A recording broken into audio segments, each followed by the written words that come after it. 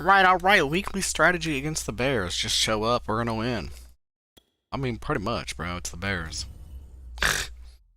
Like what?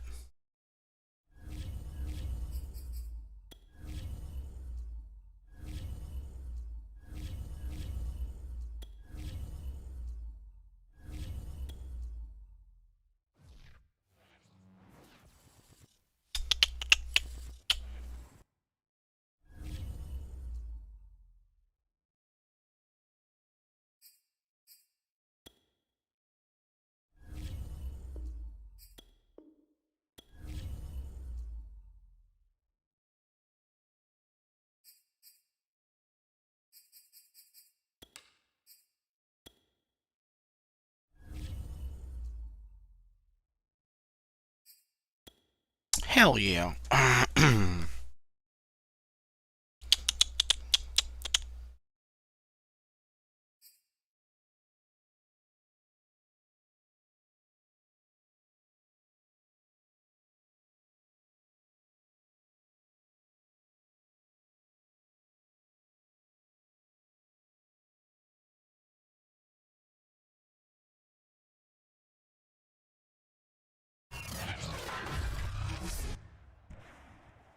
Tonight,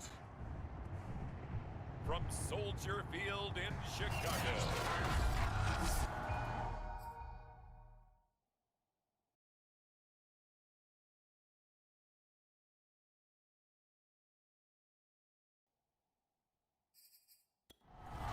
it's a special prime-time edition of the NFL on EA Sports.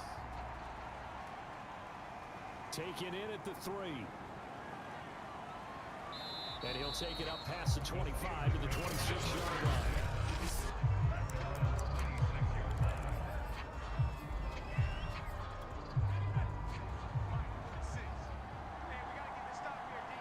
Ready? Now a play fake here on first down. Bro, why don't you run it? He's going to dump this off to his running back, Hunt. 4 yards the result on the first play from scrimmage. Second down.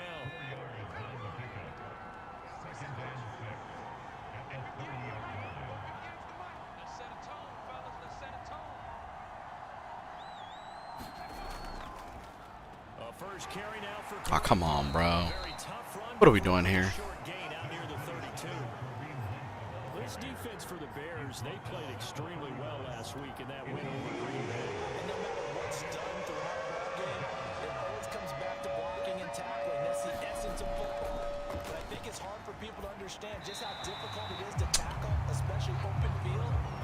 Very few missed tackles on tape that I saw last game. This team does a nice job of getting their opponents on the ground. They punted 3 times in the loss last week as he sends this one away. Call that a 45-yard punt, just 2 yards there on the return. And the Bears take over. So here are the Bears now for their opening drive. They'll be led out by a first-round pick back in 2021 from Ohio State. It's Justin Fields. I read something prepping for this game that he said prior to, and I think he really said it a few months ago, where he talked about he wants to have the type of season that at the end, he's buying gifts for all the guys who helped him along the way. And I know that the team wants to hold him to that and really get into his wallet. But that's what good leadership gives you. You know, at the end of the season, because you've done a great job, QB, he's usually the guy who springs for the good stuff. The run only got a yard. Here's 2nd and 9. Now it's Fields. They'll set up the screen to Montgomery. And he's brought down, getting this one up to about the 35. A gain there of 12 yards and a first down for the Bears. For Charles' first drive here, a little safe completion underneath. Maybe get some rhythm, get your feet wet, so to speak. I agree, and I like it because it's a lot like a basketball game when you're getting started and you pass the ball around so everyone touches it early and gets involved in the game. In this case, it's not just dumping it to a back and he's able to run with the ball, but you get your offensive linemen involved because they get to get out and run and hit people in the open field. Everyone getting their feet wet early. To throw again on 2nd down. Fields. He's got Njoku, his big tight end. And able to break one tackle, but then quickly brought down. But a nice little gain. 9 yards, not quite enough, and they'll be left now with 3rd and 1.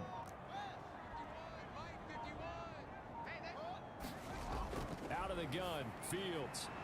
And this is taken in by Darnell Mooney. And he will have the Bears first down as they're able to get the 3rd down conversion. Instead of a 3rd and 1 run, they go pass and they get 12 yards out of it. First down, here's the run with Montgomery. And he's going to be taken down with a marker on the field. So let's see what the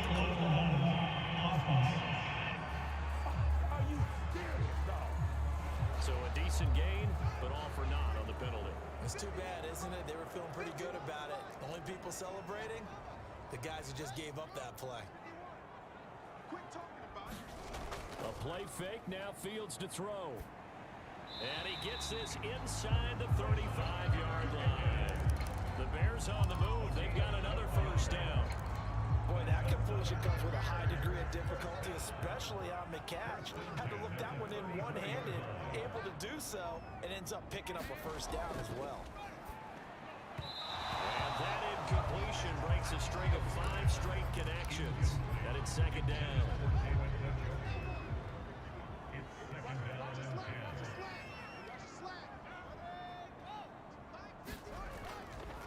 A give to Montgomery out of the gun. Trying to run inside, but nothing there. Officially nothing on that one, no gain, so they're left with still 10 to go on 3rd down.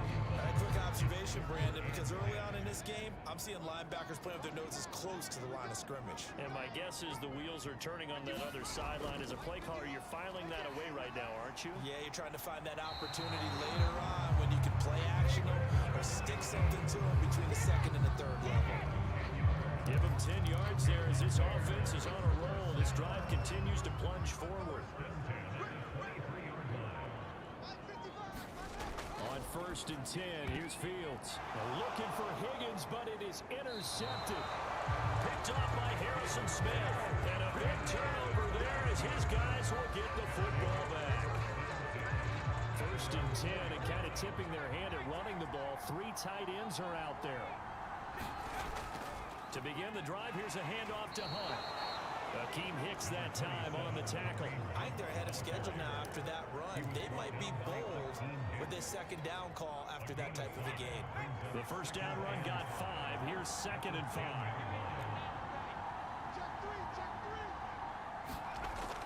Back to throw. Irwin. He finds Corey Davis.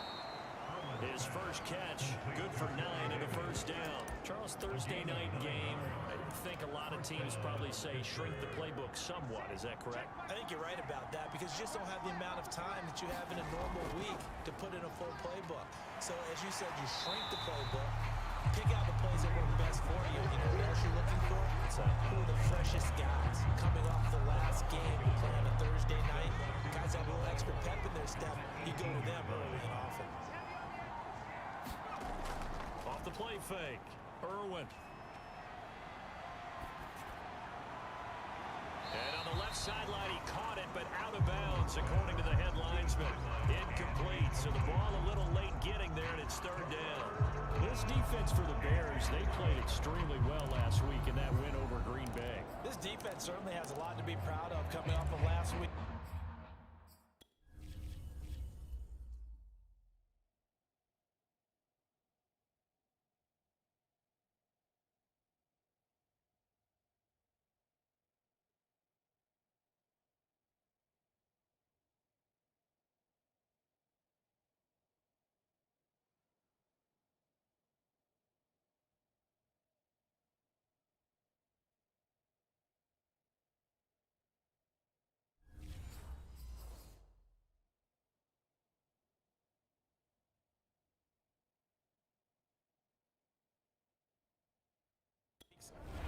Mike Tomlin has reached for that red challenge flag, and he'll throw it out today. And we'll get a moment here as they look this one over.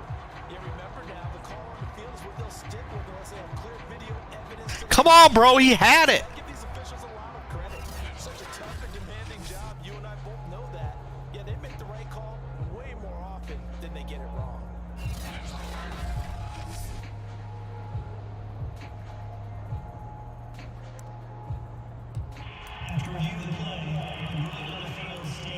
So not successful there on the challenge. He'll have to be careful from here on out because he'll only have one challenge remaining.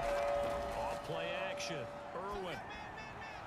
Now he tries to force it in, and it's intercepted. Eddie Jackson picks it, and he is going to bring this back inside the 20 to the 18-yard line. Third and long that time. He was trying to make something happen, but a little too risky. Well, the field tilted on him, and what I mean by that is what you said, third and long.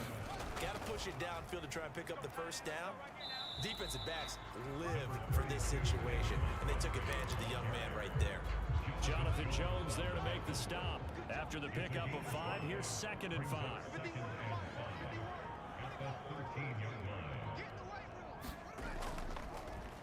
A give. This is Montgomery. And he'll get about 3 just outside the 10, stopped at the 11. Granted, all things considered, they have to feel pretty good about getting that type of a gain, considering the blitz that they just had against them. 3rd and 2, Fields. Touchdown! Rashard Higgins. His 5th touchdown now on the year. And the Bears have taken the early lead. All the receivers in the league are plenty good enough, otherwise they wouldn't make it in the NFL. But the ones that go to the Pro Bowl, they have refined route running ability. Runs for the extra point, and that makes the score 7-0.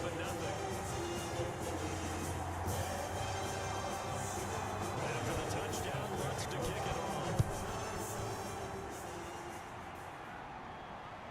Fielded just outside the goal line.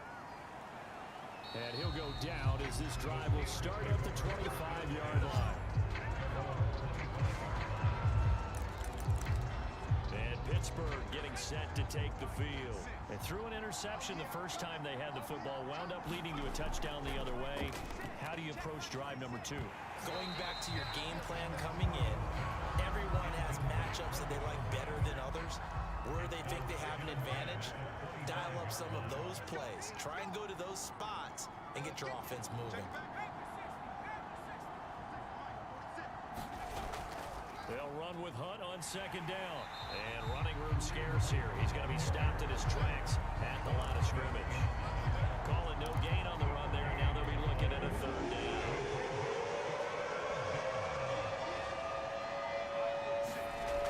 On 3rd down, Irwin. He'll leave it for Hunt, complete. And a good job defensively. They stop him short of the first at the 32. That'll bring up 4th down. They wind up getting 8 yards, but they needed more than that. Here's Jordan Berry now as he'll punt it away for the 2nd time. His first punt, 48 yards. This one looks equally as good. Fielded just inside the 20. It'll be a 10-yard return following a punt of 45.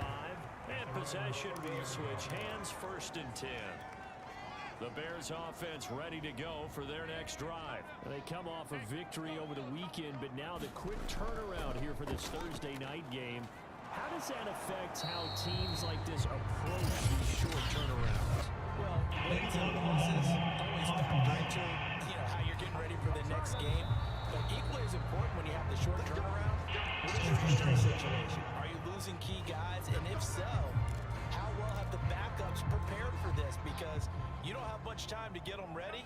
They have to be ready before this week in order to play well in this game.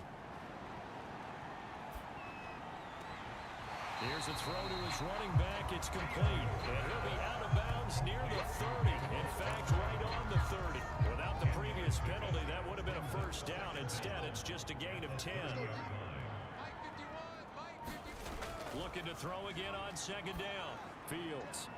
And this will be caught by Mooney. And he'll have it past midfield almost to the 40 before being taken down. A gain of 28 yards there and given the 1st down.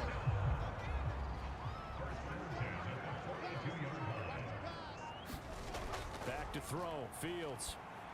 And his throw's going to be incomplete. I think he's got to be careful not to force anything into coverage right there. There weren't really any throwing lanes, but the best part for him, he's got 2nd and 3rd down to fall back on. And the timing a bit off that time as that one falls to the ground. I didn't like the look of that play right from the beginning. I thought he should have seen the coverage coverage that was there, tried to force it in. That one, he's fortunate, just fell incomplete. Again, Fields. He's going to sling this deep downfield. Man, it's caught at the 6-yard line. And he gets it all the way down inside the 10 and mark him at the 5. On 3rd and 10, they go flying past the marker and get nearly 40 yards.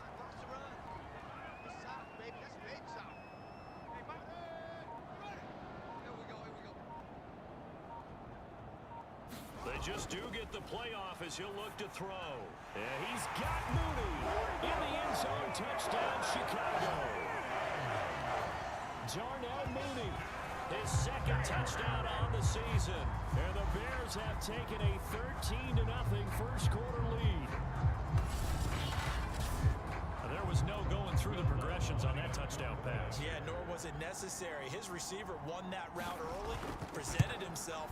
No reason to wait. Go ahead and put it on it and score a touchdown.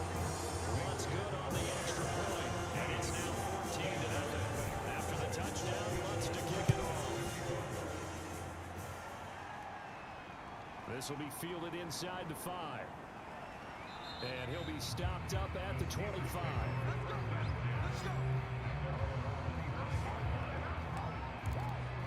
Pittsburgh set to take over again on offense. 5-3 their record at the halfway point, and you have to imagine that there are folks saying, hey, if we do that again in the second half, we're 10-6 and we're a playoff team. I do think, though, that they have a couple of things working against them. And number one, the schedule, that's going to toughen up a bit because they've got some division games down the stretch, and those are always difficult. Number two, you know they've got to stay healthy. That's the key to getting to the playoffs and winning in the playoffs. But they've got a shot at it. This is a good football team. They run on first down as they're able to get this forward for about 4. 14-0 to score. This is the NFL on EA Sports. The run got 4. Now they deal with a 2nd and 6. Now left side, a completion to his tight end. And he'll be out of bounds just shy of the 40. Well, these guys have definitely been outplayed in the first half. I like their countenance. I like the way that they haven't panicked out there, the way they're carrying themselves. They're starting to move the ball. And what you have to do, maintain your poise and start to put together some drives. On first down, McFarland. And he only manages a couple here down to about the 38-yard line. Certainly a nice job there by the defense rallying to the football and getting him on the ground. But I think the play gets made by the defensive front. Because if they can't get upfield, their job is to go ahead and get low, almost get into a ball sometimes, stack things up, and make it difficult for the runner to find a hole. And bringing it in, it's Davis. And he's going to have another first down as the tackle's made here at the Bears 14. That one goes for 24 yards. A first opportunity for the Steelers in the red zone. It's 1st and 10 at the 14.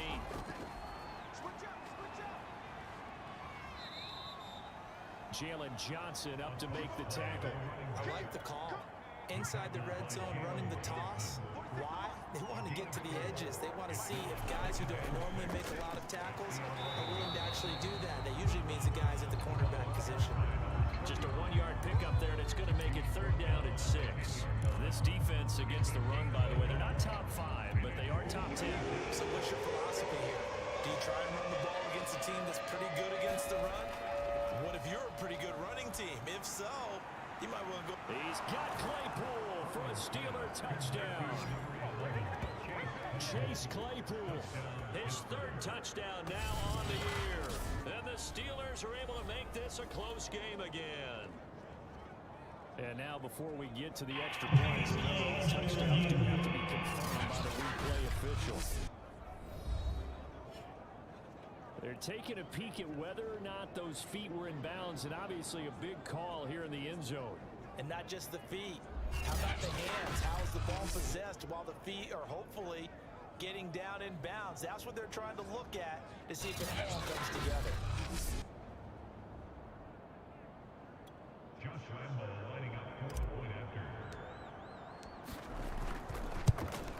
So they called it a touchdown originally, and this will stay a touchdown after the video review, so they had it right.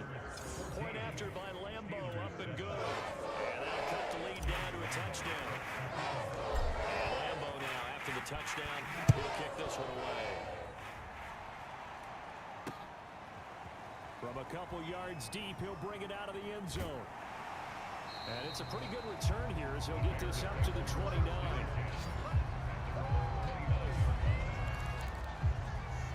David Montgomery ready to take the field for the Bears' next possession. Those are his numbers through roughly the first half of the season, and given that, you'd have to think he's on pace for a 1,000-yard campaign. Steady as he goes, steady goes the offense. But you know what else is happening, too? Because they are a team now recognized with the ability to run the football. You've got to be able to throw it better now, right? Better throwing lanes, better opportunities for the guys downfield, maybe more one-on-one coverage, which you should be able to beat easier. Yeah, he's establishing not just a tone, but an identity for his team. And that's a discussion we had a couple days ago in the team meetings, talking about this running game, opening up the passing game. We'll see if that continues to happen. 14 yards into Chicago, first down.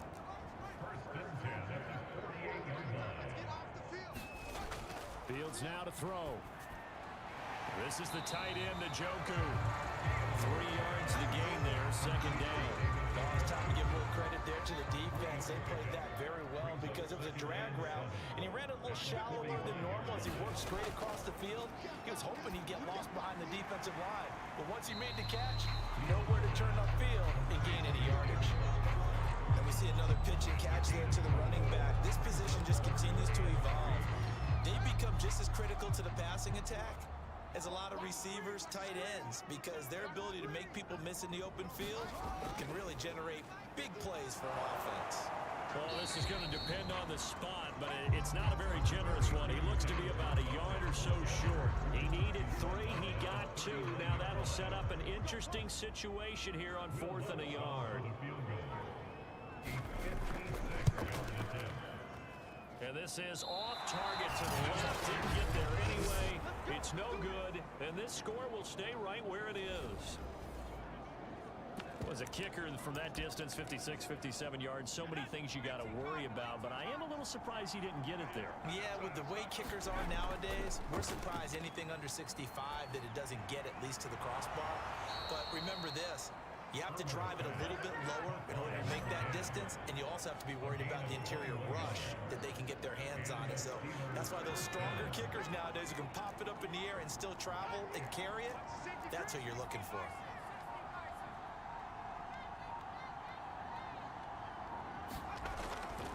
They'll run on first down. McFarland, and he is swallowed up right at the line of scrimmage. Call it no gain on the play, and it'll be second down. Maybe I'm wrong, but it looked like even if he had opted to keep that, I don't think there was going to be much to gain. Seemed like it was perfectly defense, and know what they say. Those guys on the other side, they get paid too.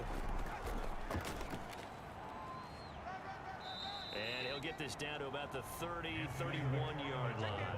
They do get a couple, but they'll be left staring at a 3rd and 8 coming up. But not much on that run, Charles. No, that's exactly the way to execute a run blitz there. They guessed correctly that they would move the ball on the ground, honed in on it, and stopped them. Mark that down for a win in the defense's column. That's incomplete, but there is a flag down, so hang on. A big play coming on 3rd down. So the pass incomplete in the end zone, but contact and pass interference. And now where does the ball get placed? Yeah, at the 1-yard line. 1-yard line. They gave up excellent. And did he break the plane? Yes, he did. Touchdown. Anthony McFarland. His 3rd touchdown now on the year. And the Steelers are an extra point away from tying this thing up. CD for them. This has just been an offensive explosion here in the second quarter. Yeah, held scoreless in the first quarter. Now they find the end zone again here in the second. Sometimes you just have to have some patience. A lot of people think it's always an adjustment. You have to change what you're doing. Sometimes you just have to do your game plan just a little bit better. And I think that's part of what we're seeing here. From a yard or 2 deep, here comes a return. And they'll get him down right at the 25-yard line, so the same result, and he opted for the touchback. At the line, prepping for their next drive, the Bears offense. And that 14-0 lead to begin the ball game, well, that's gone now. Time to regroup. I think even up 2 touchdowns, they knew this wasn't going to be a walk in the park, and I think that's why we would see the head coach going up and down the sidelines telling his team, let's stay with it, let's keep going. It's almost like he knew they were going to make their run at him, and they have. As you said, let's see if they can regroup and get going again. And from the 25, they worked this to the 29, a gain of 4. They gave up the completion there, but this is what zone defenses count on, catching the ball and not much run after the catch. Throwing on 3rd down, Fields. He'll get that complete to his tight end, Cole Kmet.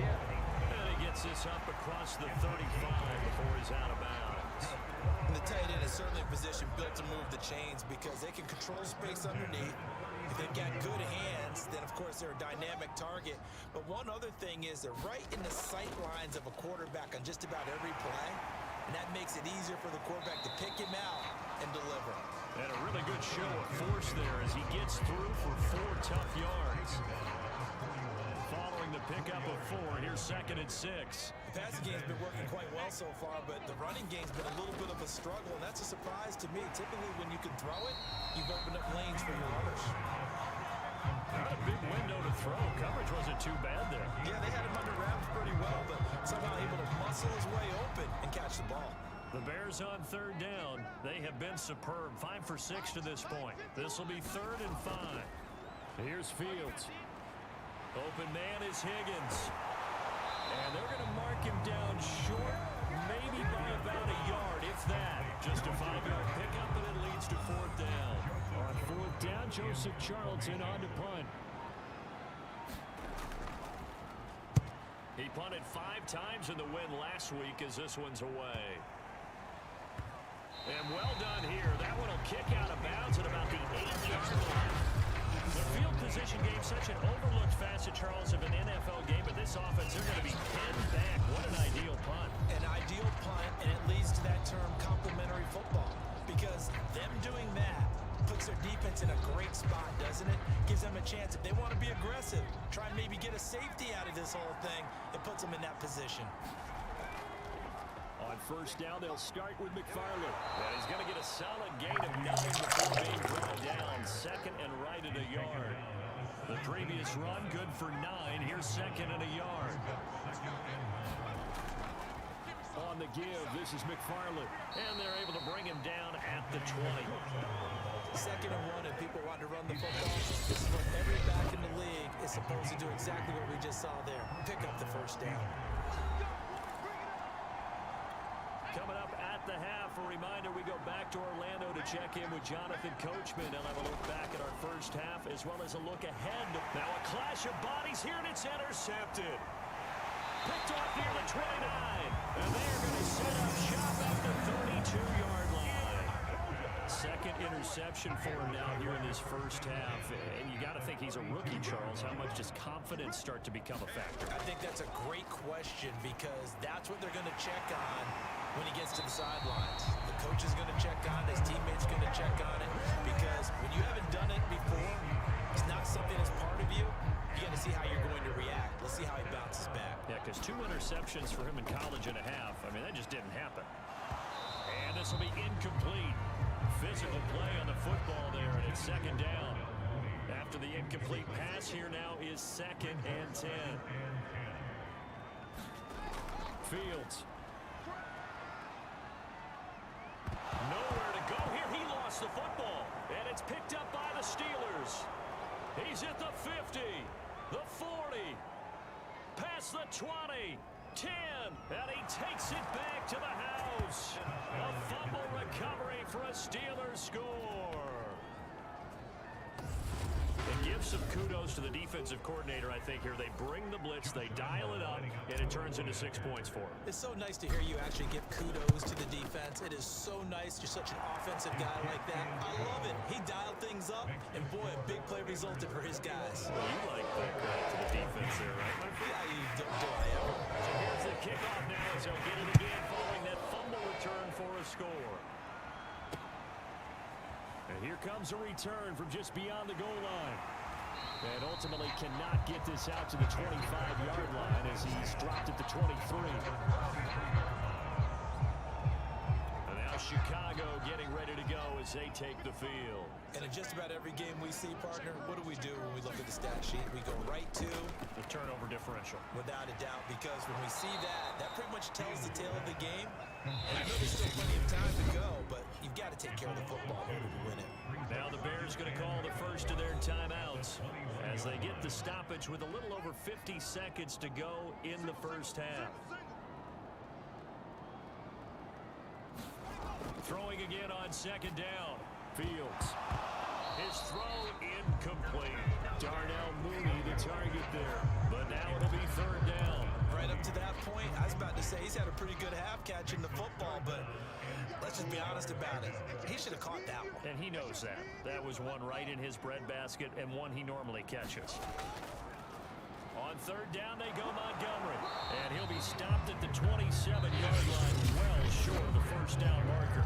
Now the Steelers use the second of their 3 timeouts as they'll stop it with just over 40 seconds to go in the first half. Here's Joseph Charlton now as he'll kick it away for the second time. His first punt, 45 yards. This looks good as well.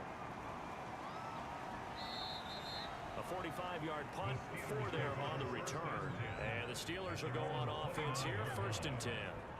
The Steelers taking over now late in this first half. And they've got a little under 40 seconds to go if they want to try to put something together here. He dumps this off underneath to McFarland. And he's tackled a yard short of the marker. Good gain of 9 on first down. It's a gain of 9 yards. And that'll make it second and short. And he'll be brought down right at the 45-yard line.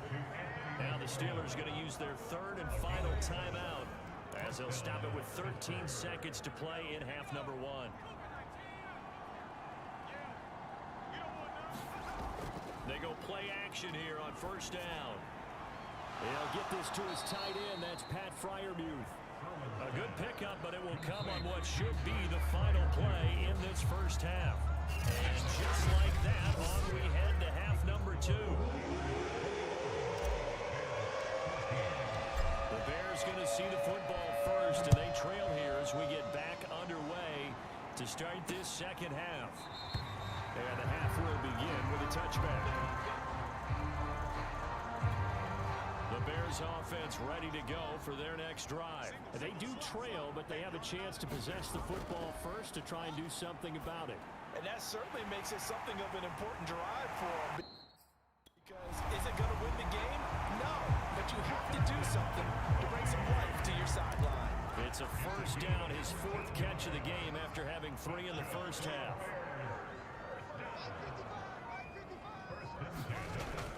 On first down, it's Montgomery. He'll get about 3 as he's brought down right around the 42. Man, I just love being in this stadium. So much history, tradition, so many great teams and games, and we're seeing a pretty good one right now. Hotly contested in the 3rd quarter. A throw on the quick slant, going to be complete. This has to go down as one of the simpler routes in the playbook, but oh so effective. Nice completion there. Keeps the sticks moving.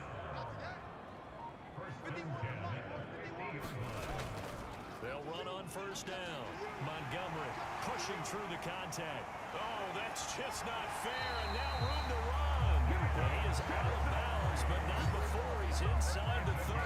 45 yards on the ground for him now on 9 carries.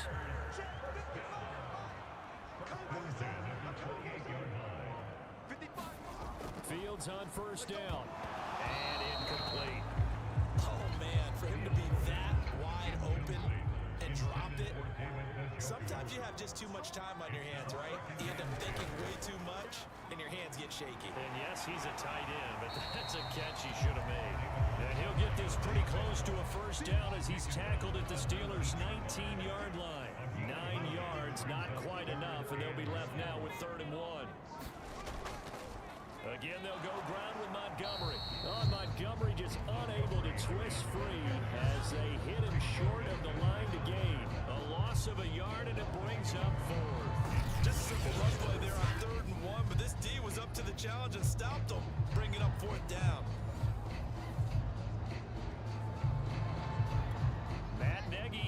made the decision. They're going to go for it here. Montgomery, they'll run for it. And trying to push his way forward, but I think he's going to be short. And he is short. He needed 2. He only got 1. And this Steeler defense able to come up with a stop. Partner, when you see a running play stop short like that, you just know that the defensive front, they won the battle of leverage and created the push back into the opposing backfield. And for the offensive coordinator, whether you had 1 yard to go or 20 yards to go on 4th down, now you're probably saying, oh, maybe I should have passed it, right? Yeah, hindsight is always 20/20.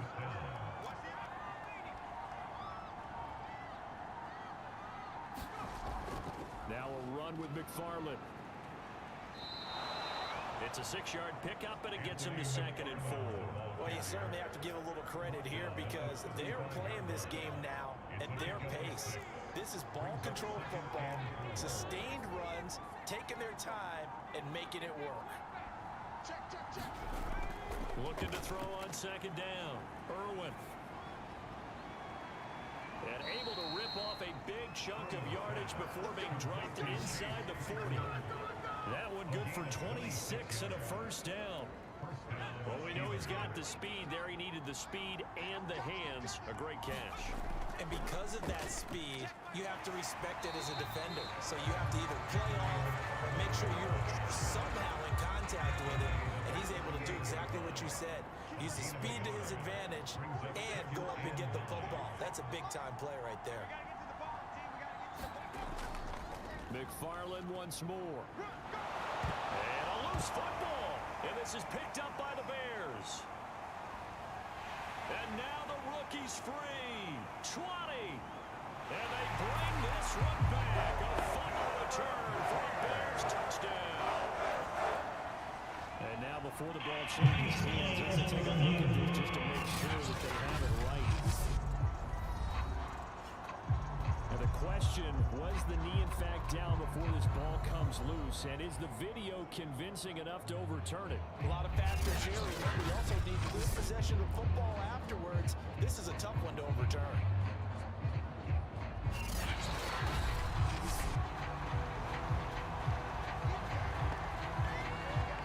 After viewing the play, the ruling on the field is reversed. So that one overturned. They say the knee was down, and that will not be ruled a fumble.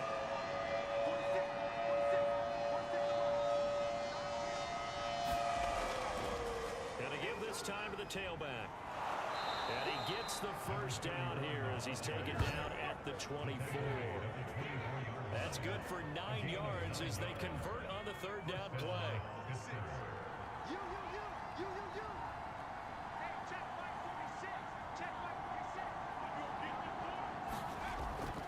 Right back to him on 1st down. And a short gain here down to the 22. Just a yard on the pickup there, and it'll bring up a 2nd and 9. Yeah, things were pretty stacked up there in the middle of the line. A lot of bodies, not much space. I think ultimately he was fortunate to get anything out of that run. To throw on 2nd down. Irwin. Now they set up a screen for McFarland. And able to get this down inside the 15, either the 13 or 14 before he's out of bounds.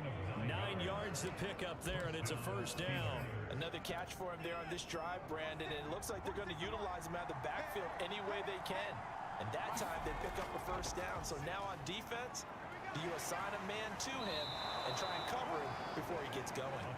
It's a pickup of 4, and it'll bring up 2nd down.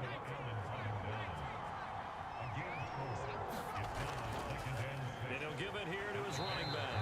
And he'll get about 4 there as he takes it from the 10 down to the 6. Back-to-back 4-yard runs. Now, they just do that all the way down. Football ends up in the end zone, but that's a little difficult to do. Yeah, I think now 3rd and 2, that defense ready to stiffen up and stop that run. Now a handoff here to his running back. And he will have the 1st down before he's brought down at the 3. Sometimes with the running game, you've just got to stick with it. Look, it's the 3rd quarter, no time to panic. But that also doesn't mean you just do it the same way you've been doing it the entire ball game. Maybe change up some blocking assignments or run a few different plays, but stay with the overall essence of the running game.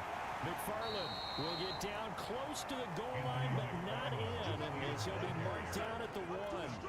Give him 2 yards on that one. 2nd and goal now.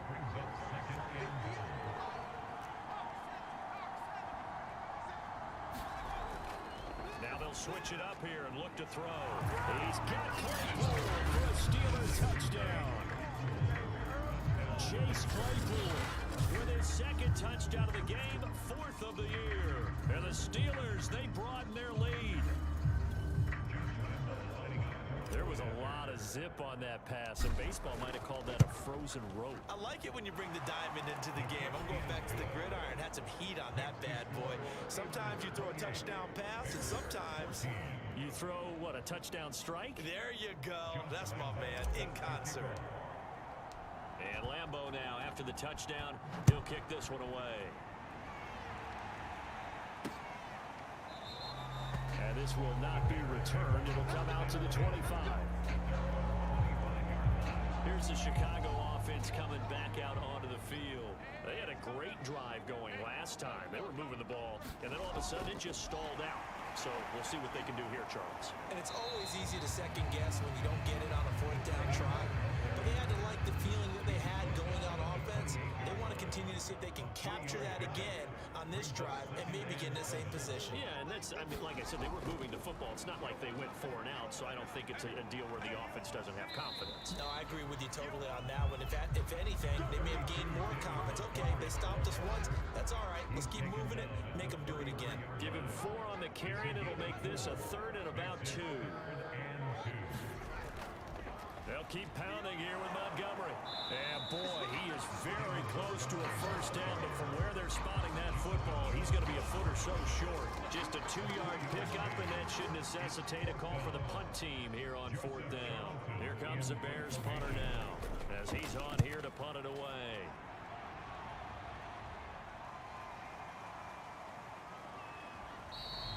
This will be a 41-yard punt, 3 on the return.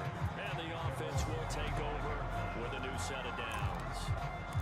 So here are the Steelers to take over on offense. They were losers a week ago to the Texans, but they're on top right now as they start this drive out 1st and 10.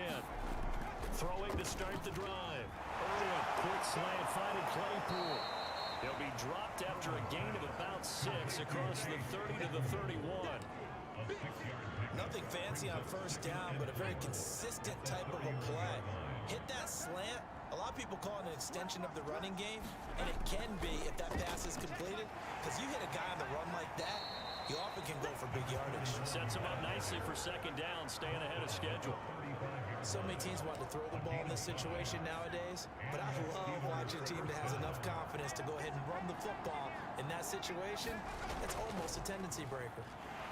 And he went nowhere. Well, he went backwards, back to the 33. 1 quarter remains here in this Thursday night matchup. You're watching the NFL on EA Sports.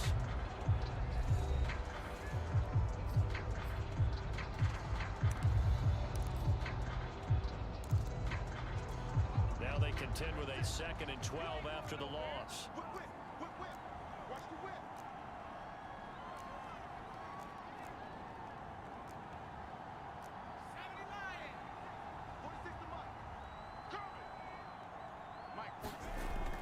McFarland running out of the gun.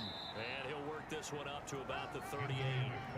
It'll be a gain of 5, and it's going to bring up a 3rd and about 7 left. Brandon, I've got to think this offensive line has got some smiles on its faces. And I know it sounds crazy, but they practiced for this back in training camp. They knew they'd be in situations where it'd be extra defenders in the box coming after them, trying to keep them from locking down a game. Right now, they want... And intercepted. Maybe the turning point they need. He's picked over with his own 37. Certainly not what he was hoping for, Charles. That's now 3 interceptions in this ball game. But there's a lot of knowledge to be gleaned every time you throw an interception if you do things the right way. And hasn't there been a pretty darn good quarterback along the way who threw... Nowhere for Fields to turn, and down he goes. Now we're going to get a stoppage. Appears to be an injured Bear on the field. While the training staff takes a peek, we'll take a break. Now then, after the sack, it'll be interesting to see what they have planned for 2nd and 23. Another try after the first down sack. Fields, he'll get that complete to his tight end, Kmet. That catch good for only a yard, and it'll be 3rd down.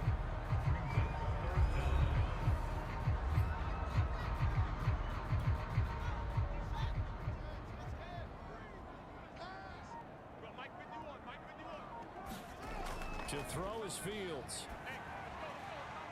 That's complete to Mooney. They'll get 15, but that won't be nearly enough. It's 4th down. All right, this is the time of the game when they're down a couple scores, and they've really got to get some yards in chunks, and they know the defense doesn't want to give those up, but they've got to find a way to take them anyway. Now the question is, can they string a few of those together?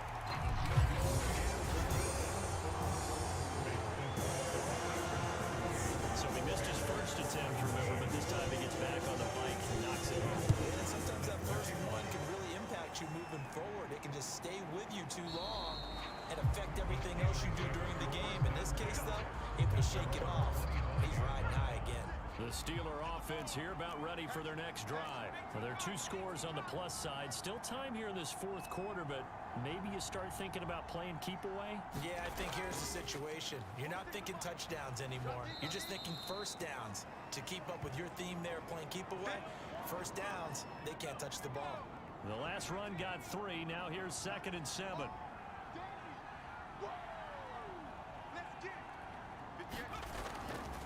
Again, McFarland. Give him 4 on the carry, and it'll make this a 3rd and about 2.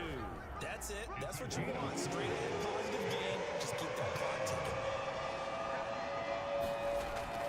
They'll run with McFarland. And he's got the first before he's brought down at the 39-yard line. 91 yards rushing for him now as he's carried it 16 times. Brandon, when a defense just simply can't get off the field on 3rd down, and we all know how important that down is for both sides of the ball, you often feel like you're just a step behind whatever they're doing offensively. And one of the differences in this game, no doubt, 3rd down conversion, and that is going to be a story they'll talk about after this one. 2 yards on the carry there, it'll be 2nd down.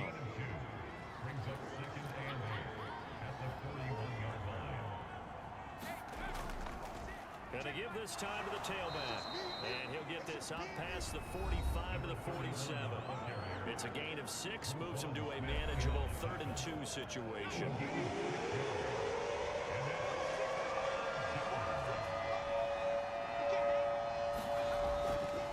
And he'll give it here to his running back. And a great effort there to shed the contact, and it helps him pick up the first. A gain of 4 that time as the drive continues. Brandon, this can be so demoralizing for a defense. They've had 2 opportunities to get off the field. They haven't gotten it done. So now your coordinator, he's going to call every blitz that he has, any type of exotic, something that they haven't seen before. And he's also telling the defensive lineman, don't worry about holding people up. Just get in gaps and try and make a big play. And not only not getting off the field on 2 opportunities, clock continuing to run. The first down screen pass, good for 5. This drive's taken more than 3 minutes off the clock already as they come up on 2nd down. And the stop here will come at the 38-yard line. 7 yards there and a first down.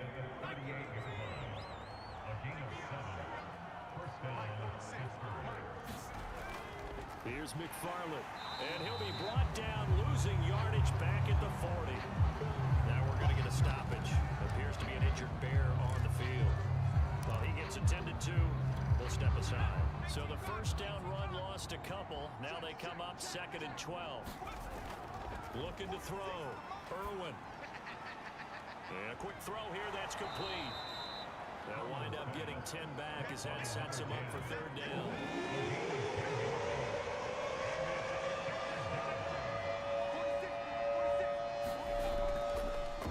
On the handoff, it's McFarland. And he won't be close to a first down as he runs into a wall right around the line of scrimmage.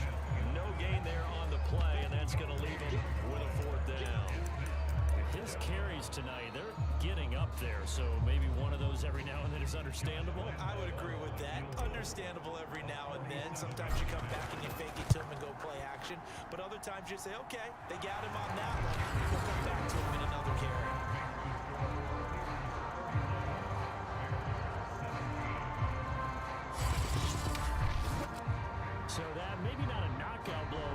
suppose certainly every little bit helps when you're trying to salt one away in the fourth. Well, the possibility of being beaten by 2 late touchdowns or at least sent to overtime does exist. But time, definitely a big factor at this stage of the game, is in their favor. And ultimately, he stopped right where he would have been if he had simply gone down to a knee at the 25. David Montgomery ready to take the field for the Bears' next possession. And as the numbers show, he really wasn't in the mix at the beginning, but they've got him in the rotation now, and it's proved a good move. And that's what happens when you're a good player. And now this is intercepted. My goodness. Picked off near the 26. And his guys are going to get the football at the 23-yard line. If they had designs of kind of wiggling their way back into this one, that hurts their chances right there. They had to put it mildly. We look at the lead, look at the deficit, trying to make a play downfield. Everyone seeking to be somewhat the hero. Didn't turn out that way at all, and you're exactly right. It's going to take a lot for them to have a chance to win this one now. 103 yards rushing for him now to this point.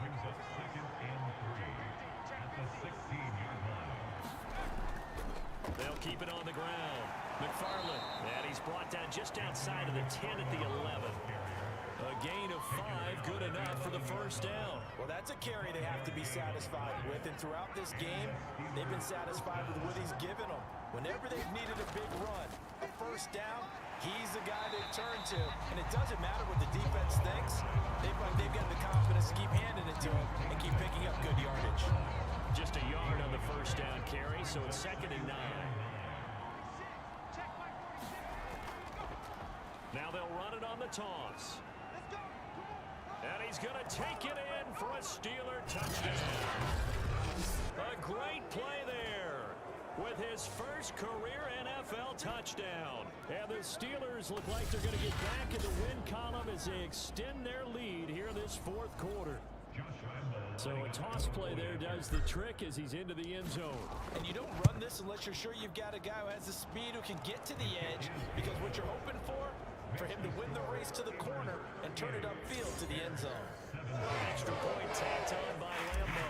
And the lead now to 3 touchdowns at 21.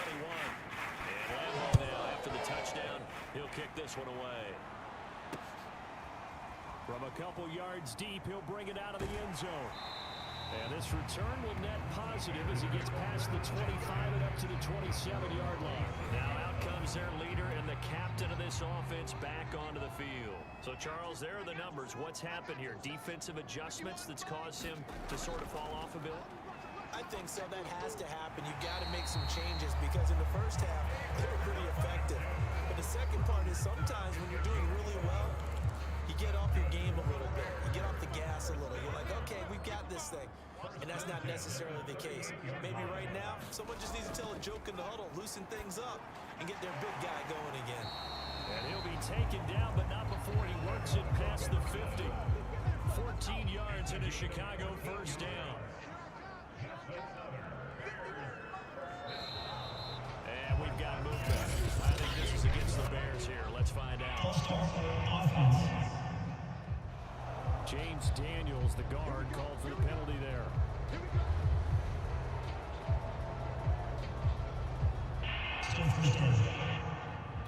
The false start backs him up 5, 1st and 15. Now Fields. And quickly into the hands of Robinson.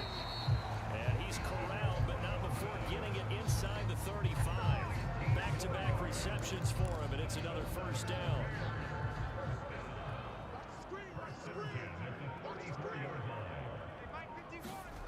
Here's Fields. And this is caught. Touchdown Bears. Allen Robinson. His 5th touchdown now on the year. And the Bears have got it back to a 2-score game here in the 4th. So a little bit of a letdown there defensively. I mean, look, you're still 2 scores to the good, CD, but things may be a little more comfortable than they had hoped. Yeah, you kept them out of the end zone there. This game's over. You locked the door on them. Instead, it's still open a little bit, and they've got a puncher's chance. Well, 4th quarter, they felt like they needed the football back. Unfortunately, they couldn't get it.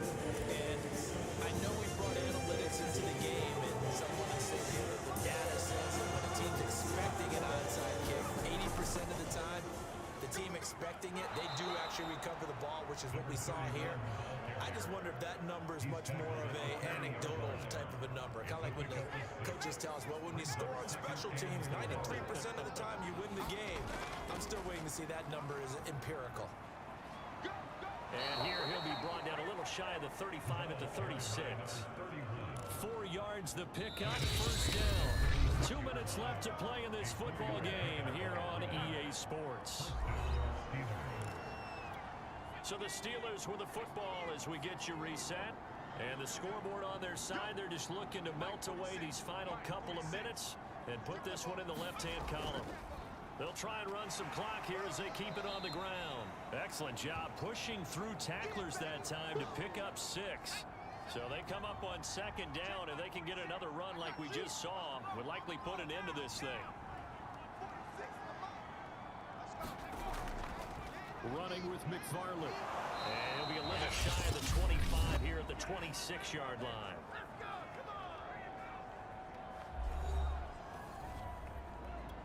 And not totally home free yet, but it's looking good as they come up first and 10.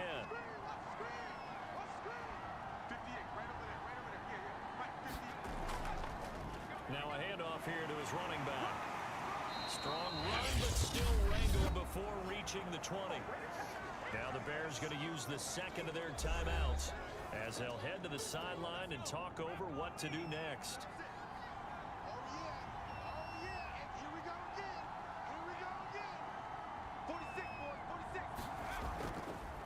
And to give this time to the tailback. And they'll bring him down at the 13-yard line. Now the Bears will use their third and final timeout. And they'll be disappointed to have to burn one there after giving up the first down.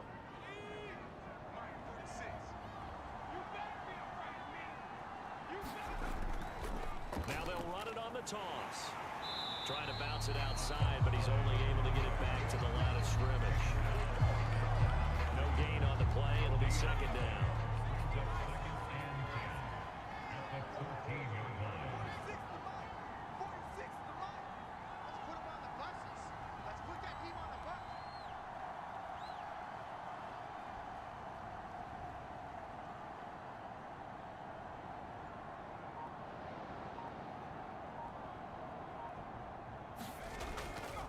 And he'll give it here to his running back. And strong running there as he's inside the 10 and down to the 8-yard line. Give him 5 on the carry there, and it'll set up the third down.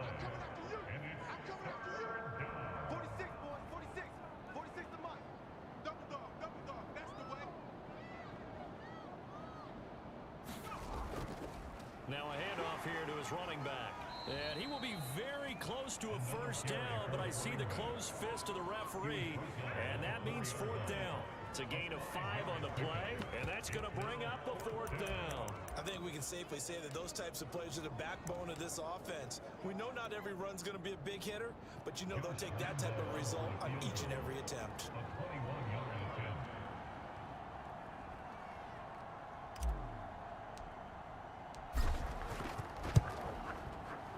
His kick is good. And that will extend their lead even further. Well, Charles, it's one thing to win. It's another thing to win and put up the amount of points that they did. Boy, were they clicking on offense. They can't help but feel great about themselves, can they? Boy, were they clicking. To put up that Clicking, I tell you. continually feel like they're moving the ball and things are working and clicking. They think that they can bottle this and carry it with them.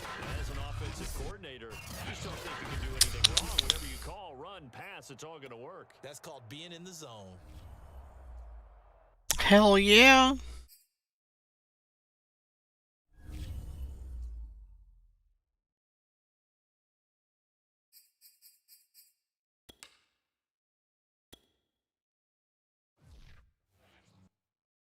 Cardinals. Here.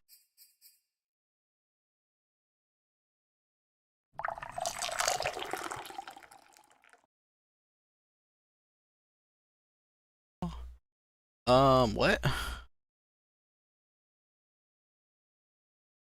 This is not the screen I want. Oh, there we go.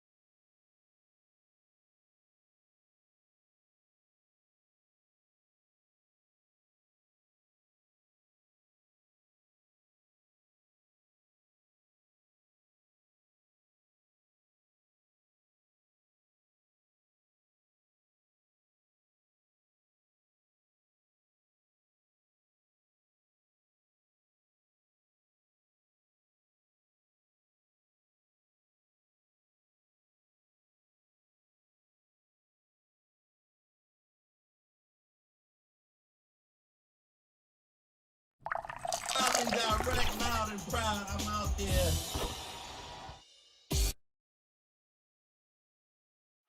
A stunning view of the moon over our broadcast location tonight in Dallas, Texas.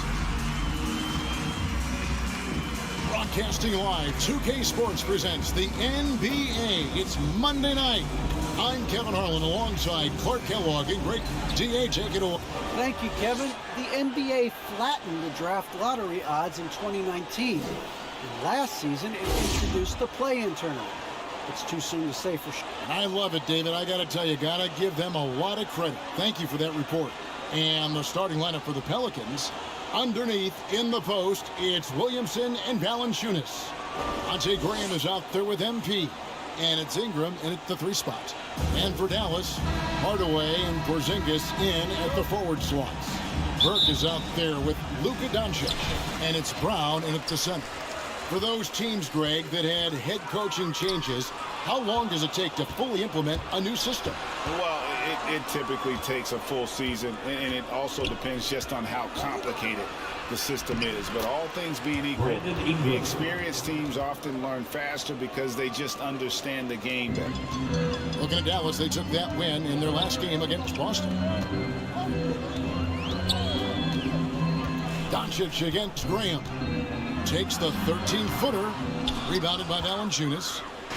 New Orleans with the ball. Graham finds MP. New Orleans moving the ball around. Ingram deciding where to go with it. 5 on the clock. Lets it go from deep. And Devontae Graham good for 3. For somebody who takes a lot of threes, Graham shoots a really good percentage from distance. That's a good combination. Take a lot and make a good percentage of it. Back to Doncic.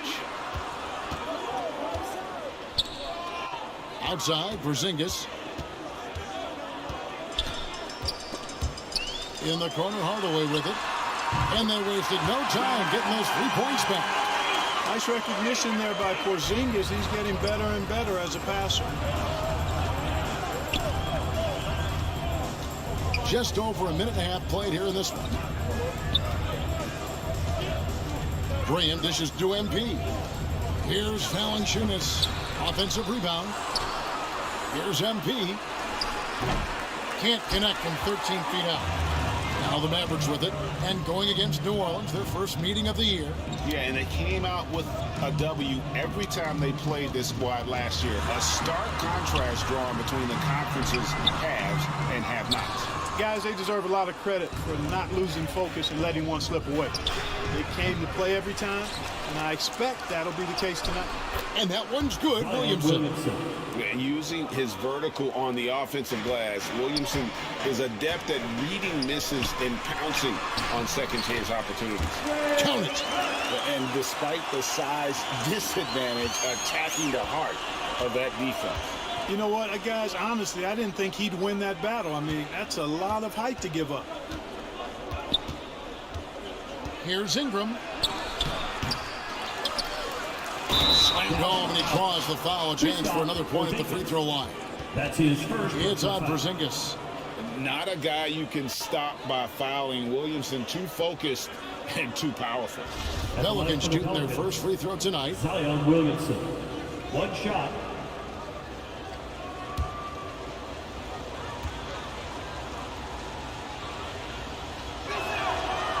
And probably since LeBron entered the league, no player has had more fanfare than Zion Williamson. And Zion was unreal as a rookie, scoring 22 points in just 27 minutes per game. Brown against Valanciunas. It's stolen by Valanciunas. Out of bounds. It'll be Mavericks ball.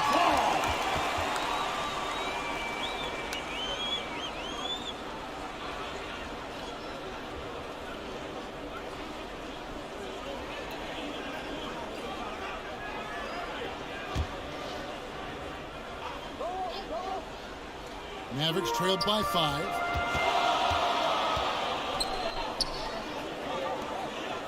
Hardaway passes to Burke.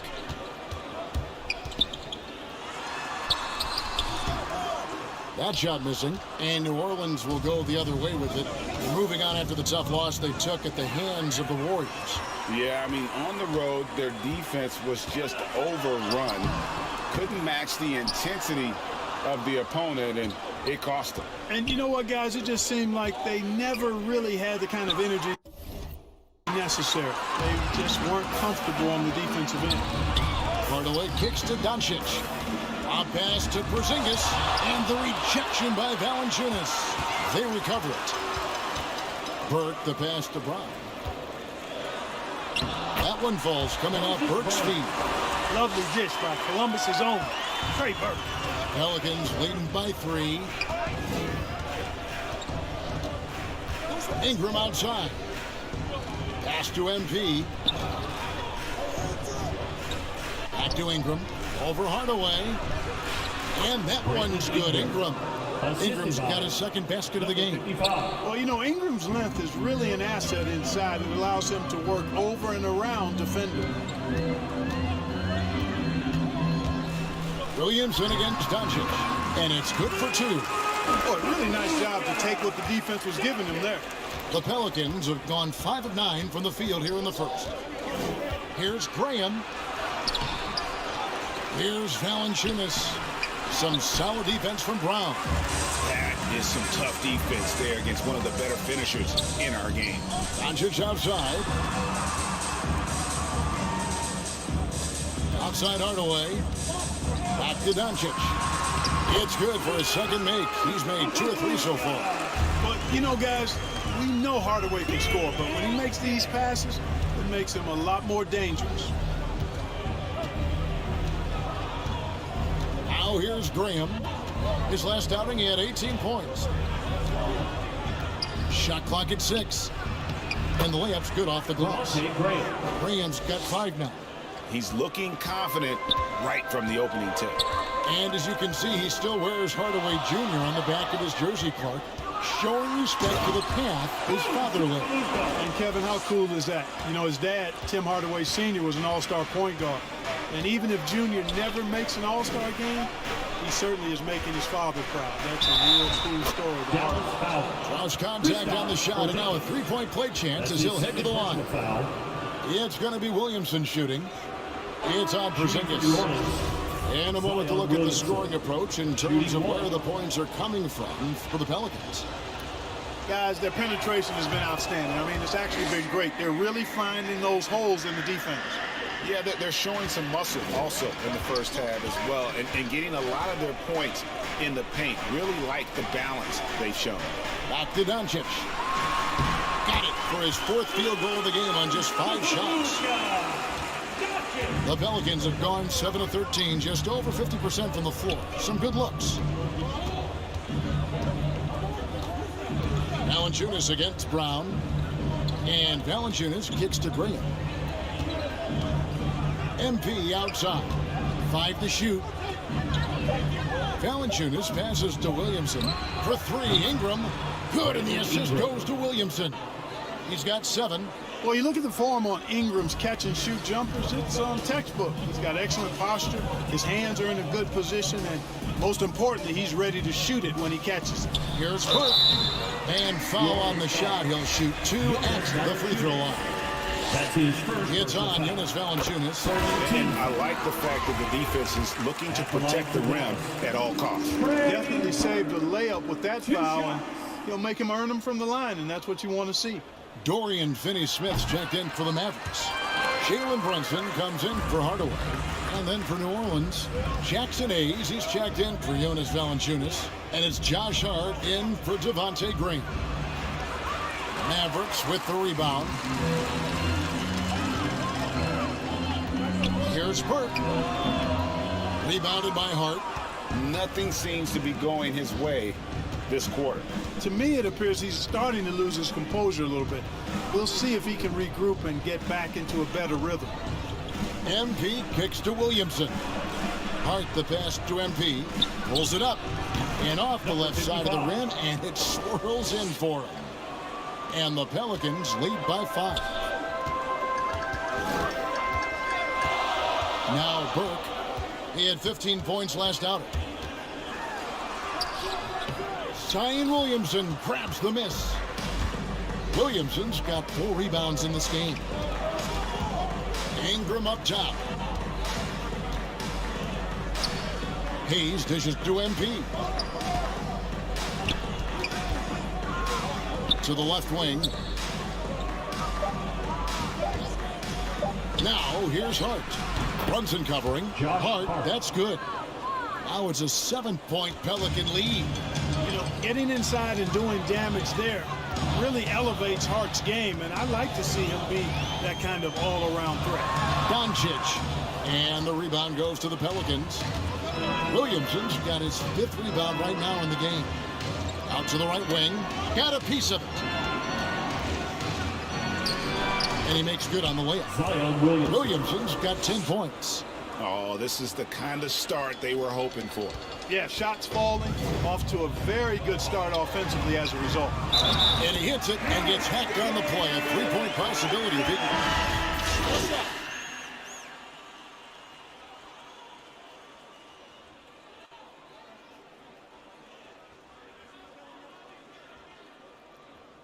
Hey, yo, coach, put me in, bro.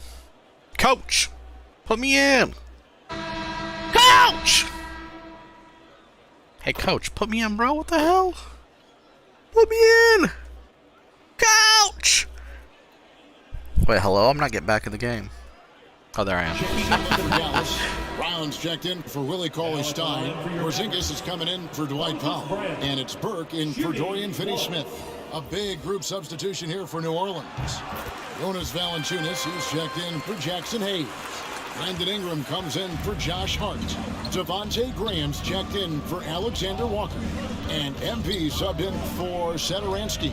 So for New Orleans right now, Ingram and Williamson are the forwards. Devontae Graham is out there with MP.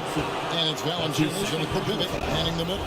After a whistle, we often see players demanding their coach challenge the call. Greg, were there plays you wish you could have challenged in your career? Oh, goodness, absolutely. But the game was just so different back then, and we had other ways of resolving issues and letting the refs know when we maybe didn't appreciate a call. Back to Doncic. Drains it from beyond the arc.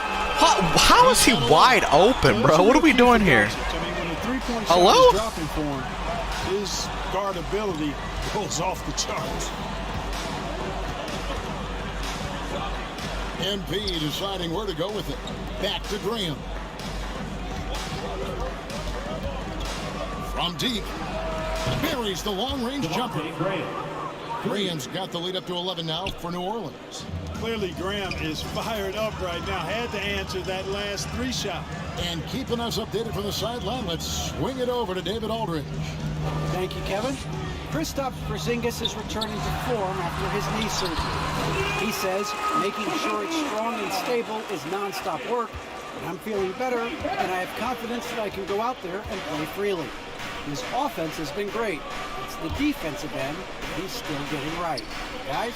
Well, we know he can be a presence, DA, and I think eventually he's going to be what he wants to be. Thank you. Graham, the pass to MP. Valanciunas trying to free himself up. A nice shot by MP. And that's now 6 points for MP. Mavericks trailed by 11. To the inside. And the rejection by Valanciunas. Excellent use of size there by Valanciunas. Reaching out and just swatting that shot away. And a chance there to look back at the stunning Mobile One block a moment ago. Sharp instincts on D there. Just timing when to rise up and swat that one away. On the wing, Doncic. He's covered by Ingram.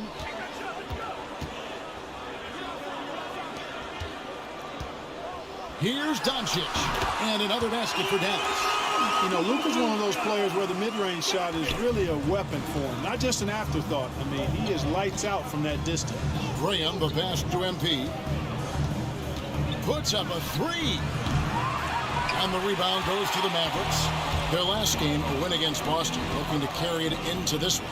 And after that game, it was impressive to look at the box score and see the work they did at the free throw line. And not only what they did in making them, but what they did to get to the line. I mean, they were constantly in attack mode, driving the lane and drawing fouls. That first time out of the game called for New Orleans. And team strategies closely guarded. One aspect of the game the fans aren't always privy to. Yeah, typically there's some type of adjustment made out of a timeout. It might be major, or it could be just a slight tweak. Williamson in the post. Burke covering. Porzingis against MP. Doncic with the steal. Fast break Dallas. And the dunk by Doncic. You know, what makes Luka so special and lethal is that he has the ability and the knack for taking over games at the most opportune time. Back to Graham. This one for three. The Pelicans get another chance here. And they continue to control the glass. Guys, I think they've simply been the more physical team, and that's why they're ahead. Doncic against Ingram. Took him no time at all on that one. Doncic has got 11 points in the quarter. You can tell that Doncic is comfortable with his role. I mean, that role is to score and score often. He has no problems with that. Here's Ingram. Score the basket. His fourth. He's only missed one of his 5 shots tonight. How about that move? You'll see very few players able to pull off just sensational stuff. The drive by Doncic. Brown trying to free himself up. That's it, and the Pelican lead is cut down to 5 points. That time the bucket coming from Doncic. And of the last 6 baskets, 5 have come on the interior. This is just smash mouth physical basketball, guys. The pass to Graham. He feeds it to Valanciunas. The basket is good off the assist from Graham. And the Pelicans lead by 7.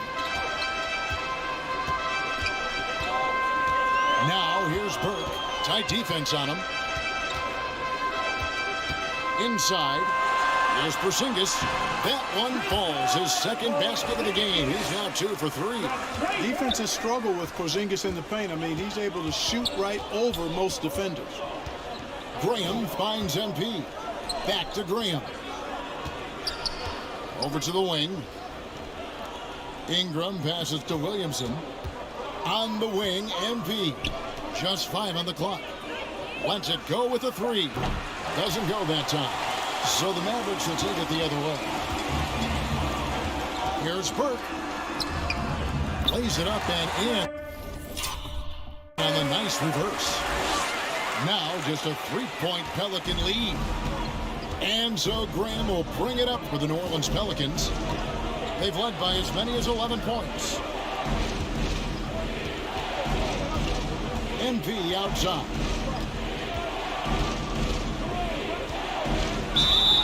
And contact on the shot, so he'll be shooting free throws here. That's his first. The Pelicans have been getting it done at the line, 10 for 12. First one falls for. Double 55. At the line for 2. He's off on the second. Mavericks trailed by 4. Doncic with it. Now defended by Williamson. And Doncic gets it to go. Doncic has got 23. You know, as I watch Doncic, I think it's futile to try to distract this guy. His focus and concentration and control of himself is excellent. MP kicks to Ingram.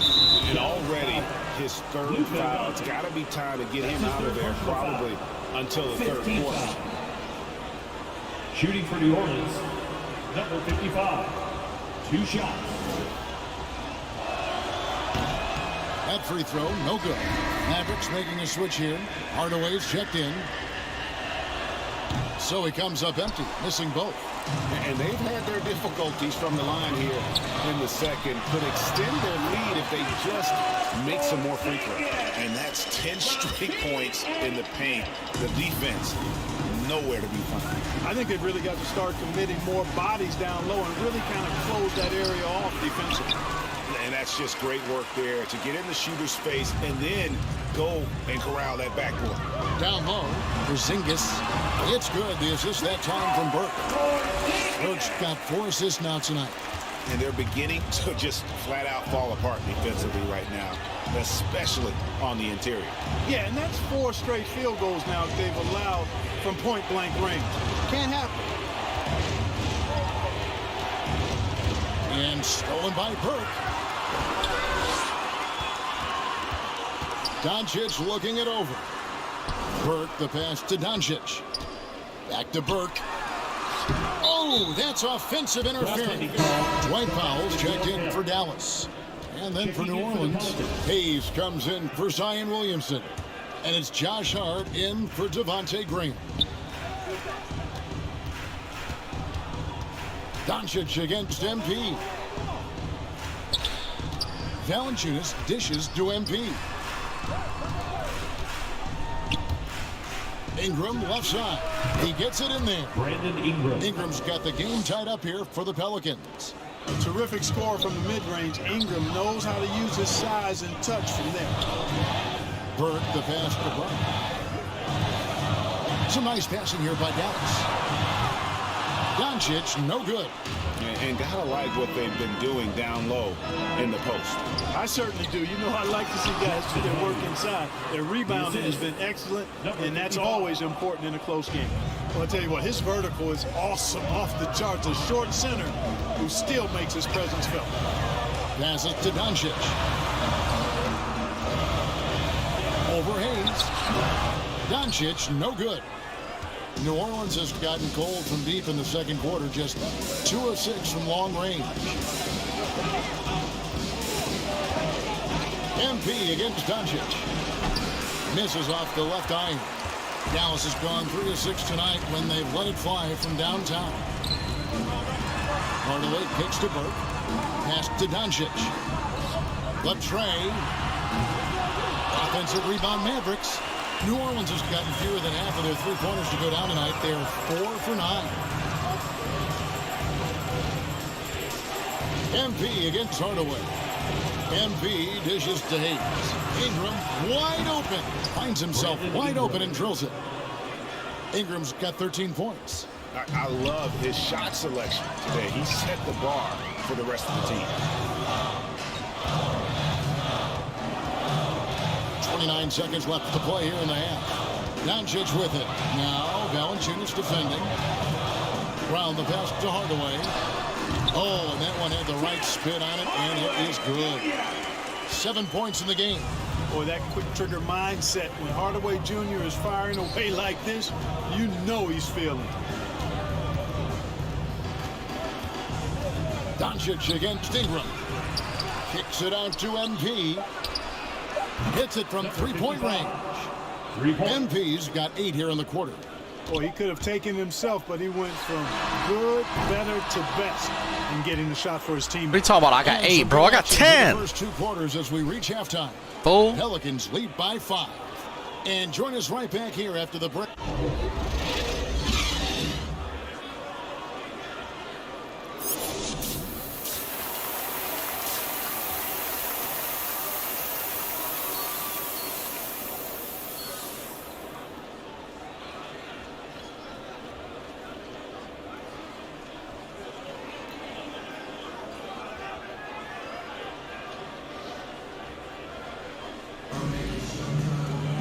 And in that first half, we saw a pretty tight battle. We'll soon find out what sort of adjustments were discussed during the half. You know, Luka Doncic has been exceptional here, guys. No problems fighting his way to the rim in this one. A lot of points in close. Yeah, you know what, guys? They gave him too many free runs to the hoop in the first half. I think they've got to be a lot tougher on him. Body him up. Be physical with him. Well, we've got a moment. Let's set the floor. Brought to you by Gatorade, all fueled up for the second half. On the floor right now for the Mavericks. Hardaway and Porzingis in at the forward slot. Luka Doncic out there with Burke, and it's Brown in at the 5 down low. Ingram passes to Valanciunas. Here's Graham. Takes the 3. It's rebounded by Doncic. And Kevin, everybody's dissected Luka's offensive game, trying to find that weakness. And I'm just here to tell you, I don't think he has it. You've got to box out on the boards. When you don't, that's what happens. MP outside. Doncic with the steal. Shot from 12. That's good on the jump shot. Doncic has got 25 points in the game. They're doing work here in the second half. 3 or 4 to start. And the play of Doncic drawing comparisons to so many all-time greats. But Greg, the one that stood out to me, they said he's a combination of Larry Bird and Magic Johnson. What do you think? And it just makes sense. With his passing and shooting, you throw in the step-back game of James Harden, you start to see why he has become such a problem for this league. Porzingis.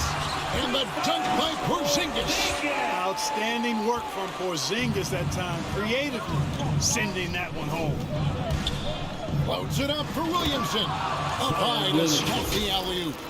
And yeah, he's 280 pounds. We've never seen anyone hang in the air like this young man. Williamson is special. Doncic passes to Hardaway. To the middle. Here's Burke. Good. And the assist goes to Doncic. That's 12 points for Trey Burke. They're finding lanes to the hoop now with consistency. 5 buckets in a row from the paint. And on the flip side, the defenders have to show more fight on the interior. They got to offer more resistance here.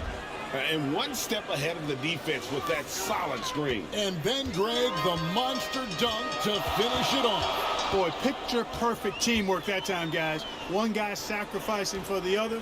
That's how you succeed in this league. Here's Doncic. Lays it up off the glass. He's got 27. They're getting on a roll inside. Their last 3 field goals have come from the paint. Graham dishes to Williamson. Ingram kicks to MP.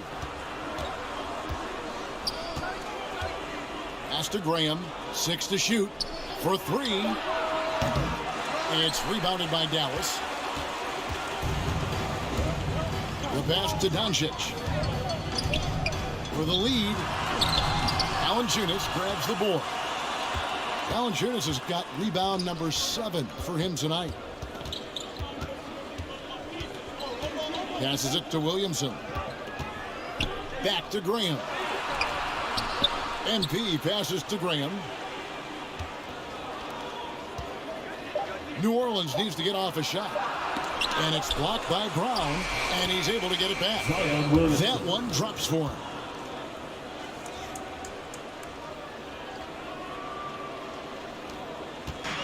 And so it's Doncic with it. He brings it up for the Mavericks. They trail by 3. And the rebound goes to the Pelicans. Valanciunas has got rebound number 8 now on the night. Wasted no time on that one. Ingram's got 18 points in the game. Nice pass from the point guard. Graham there loves getting the ball over to his open teammate. And it'll be the Mavericks with their first timeout here of the game. And Devontae Graham, a player whose number 1 priority is scoring, but Clark, he can create, as we've seen, for others as well. Yeah, I agree with you, Kevin. I think he's worked on that part of his game really hard. He's got great vision, sees the whole court, really good ball handling ability as well. He makes a lot of plays with low turnovers.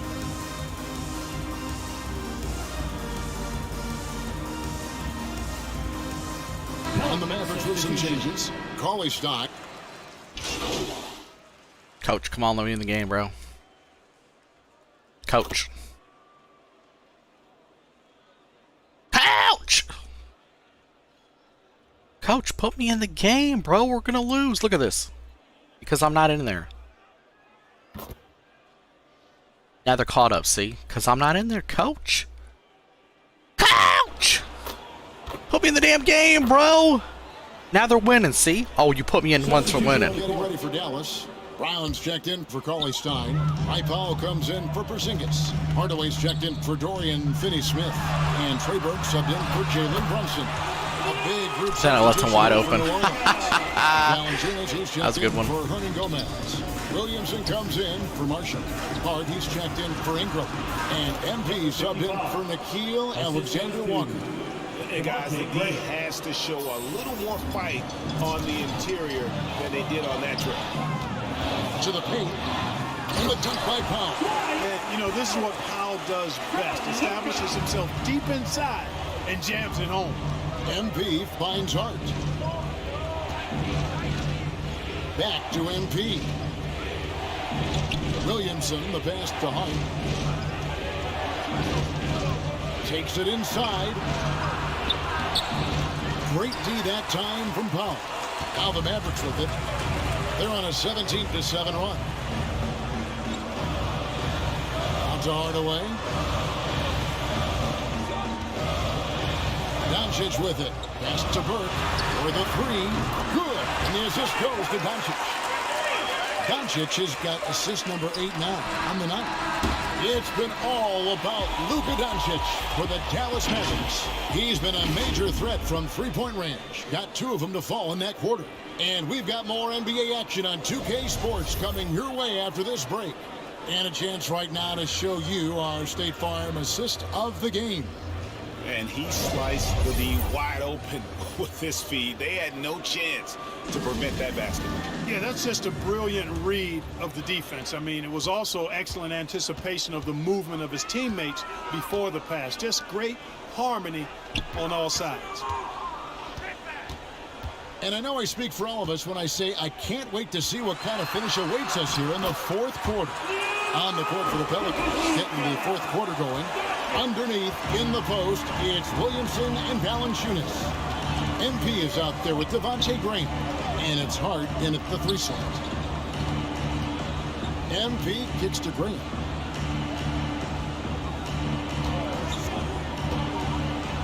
The dish to Valanciunas. And he gets the whistle. 2 free throws coming up. Boy, Valanciunas, a mountain of a man, a solid big guy who scores well and provides a lot of length and muscle inside. The free throw drops for Valanciunas.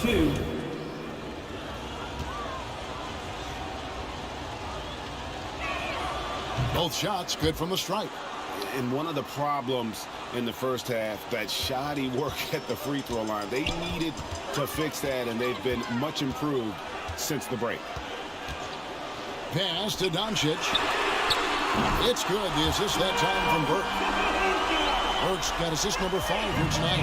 Strong work for him at the offensive end, helping them to maintain that lead. We played just over 1 minute here in the fourth quarter. Graham dishes to Valanciunas. Moves back up, and the layup is up and in. And one way Valanciunas generates offense, using that big body to snare the board and keep the play alive. And the pass to Doncic. Back to Burke, from past the arc. Rebounded by Hart. Hart's got his 4th rebound in this one. To the left side wing. Now here's Graham. Burke covering. And that one is good. And, you know, this is what separates Graham from many long-range shooters. He also loves to pull up in that mid-range area. Doncic finds Brown. Here's Hardaway. Defended by Hart. Hardaway up top. Down to 5 on the shot clock. It's stolen by Valanciunas. Here's Hart. The fast break ends at the rim with a jam. That's a stomach punch, guys. Turn it over and give him a free run to the bucket. Oh, you're so right. No question who has the momentum now. You know, those kinds of plays can be difference makers, game changers, momentum shifters, especially in a close contest where 1 or 2 possessions can impact the outcome. And the shot goes in. Burke's got 9 points here in the second half. The assist totals, Kevin, just continue to grow. They're way ahead in that category. Ball movement has been flawless. Clearly just an example of a different mindset between these teams. Shoots from 12. And with that, the Maverick lead is cut down to 3 points on the bucket from Valanciunas. so skilled at the 5. Valanciunas helps space the court, knocks down the mid-range Jay more often than not, and also a terror on the offensive glass. He's filling it up right now, getting the shots he wants and delivering in a big way. Timeout called here. The Pelicans decide to talk it over. And you know you're special when you're drafted 3rd and people still can't believe you slipped that far. That's how good Doncic has been in his young career. Here's Graham.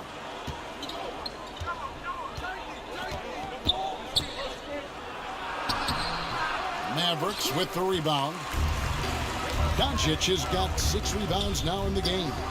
And Greg, at the time of the 2018 draft, Luka Doncic was regarded as the best international prospect ever. And that sounds right because, you know, coming from Europe, a lot of people assume that he's got a low ceiling, but he's surpassing all those expectations. And that one's good, Williamson. And defensively, they are on their heels every time the ball comes inside. Yeah, I think they've got to ramp up the aggressiveness. If they don't, things are just going to get worse from here. Powell, the pass to Doncic. Takes it off the glass. Doncic has got 46 points. And he's coming up big here in the clutch. Composed under pressure, and he's now 4 for 4 here in the 4th. MP up top. Burke covering. Now, here's Hart. Defense right on him. Yep, it counts. Williamson's got 20 points. Oh, they own the interior right now. 10 straight points coming from inside. Well, constantly finding lanes to the basket, getting great looks inside. Wow, unconscious has he been this quarter. They're riding that hot hand. Graham with the ball. He's picked up by Doncic. Graham surveying the floor. The 3 from MP.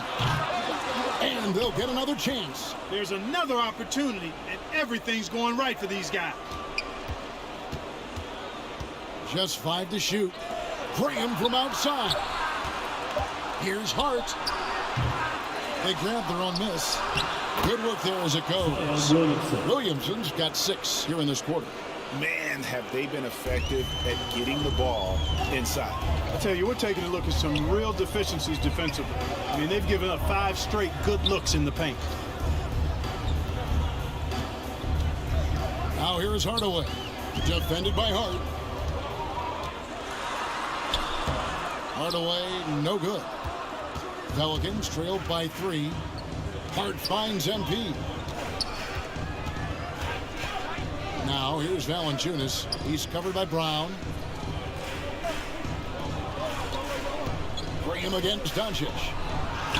And he banks in the layup. All quarter long, he's been zeroed in and knocks down big shot after big shot here in the 4th. Here's Burke. Doncic outside. Down low. Brown trying to free himself up. The shot by Powell, no good. Boy, that's a look he has to finish, and he knows it. Blown opportunity. Graham with the ball. He's picked up by Doncic. Graham with the bucket. Every time they get scored on during this run, it's come from inside the paint. Dallas calls timeout. Zion Williamson with a strong contribution so far, guys, in this one. He's really taking it to him inside. They got to find a way to slow him down. Hey fans, who wants a free t-shirt? Thanks to boys!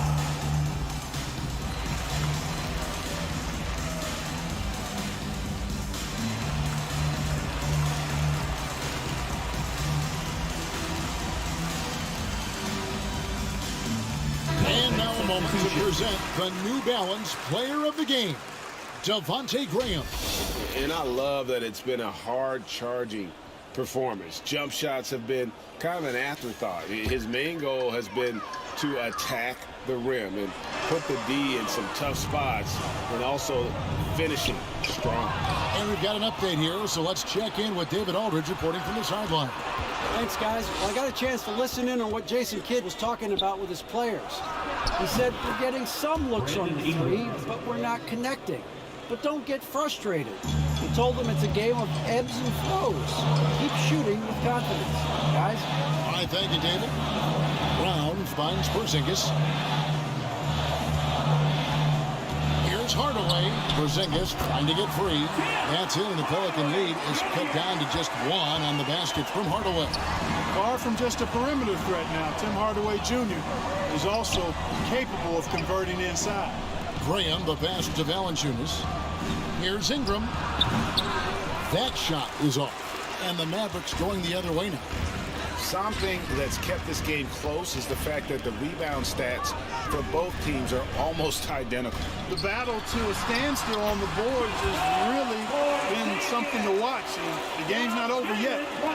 We'll see if one of these teams maintains more energy than the other going down the stretch. Graham kicks to MP. Back to Graham. New Orleans moving it around. MP, no good. Dallas has gone 1 of 2 from three-point range here in the fourth.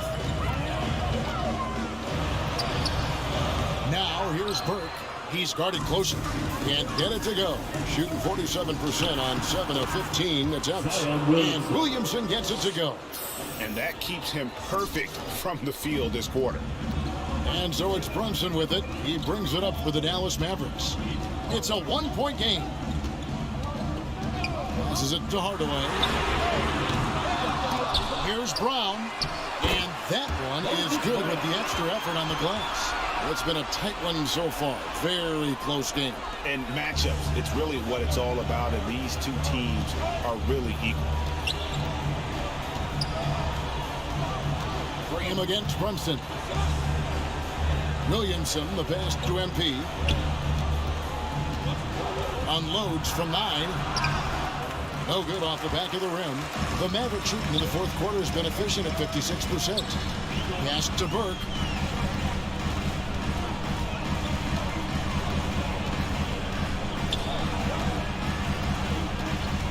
There's the dish to Hardaway. Here's Brunson. That drops and it comes off the assist from Hardaway. Hardaway has got 3 assists in the game. Pelicans trailed by 3. They need a good offensive possession. Yeah, they've gone a long time without a bucket. And the dunk by Williamson. Some young players tend to defer in big moments. Not Zion. Dallas calls timeout.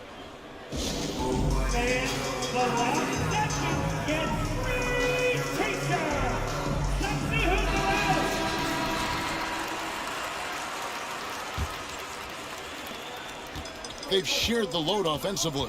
And guys, they put the defense on their heels. You can see right now they're trying to react, and that's what you want when you're in a rhythm offensively. And that'll be 2 free throws coming up. Officials on the call with the foul.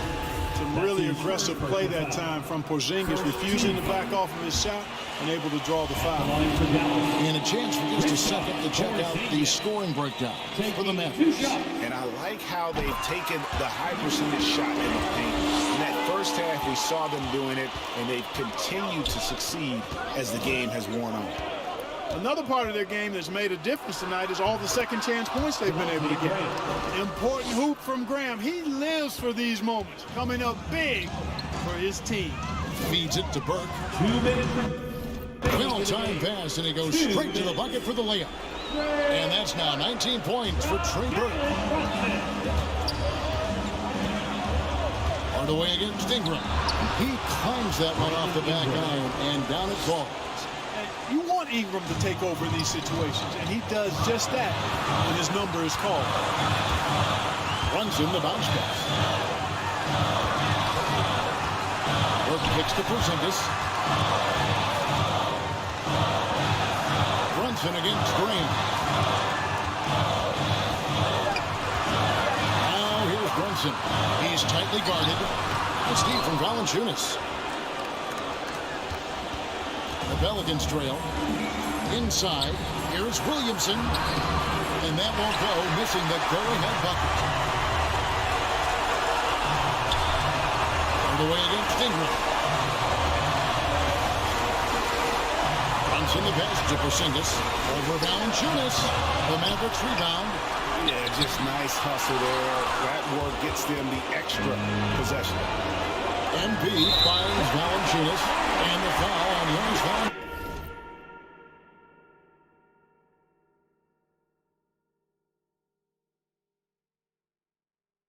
Valanciunas. That'll be his second foul of the game. Oh, great defense there. Anticipated the play and got there first. And not afraid to put his body on the line either. He took a shot for the team in that situation. And that was a great replay we just saw of our Mobile One block. And this is why coaches stress the importance of defense. Big block there in this close game. Out left to the wing. Brunson against Williamson. Back to Porzingis. Shoots over Graham. Good! Oh, you just love seeing a player with absolutely no fear. Cool, calm, collected, and confident in the biggest moment of the game? Yes. Ingram dishes to MP. It counts! And that shot brings them to within just one. Outstanding decision-making by Ingram there, working it to the open man. Really good possession. Dallas calls timeout. They're up by 1. 23 seconds left in the fourth quarter of this one.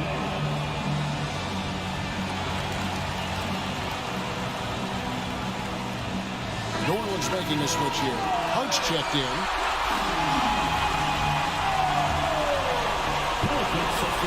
23 seconds left in the fourth quarter. That's going to be over and back. Not watching for the line that time. Bro.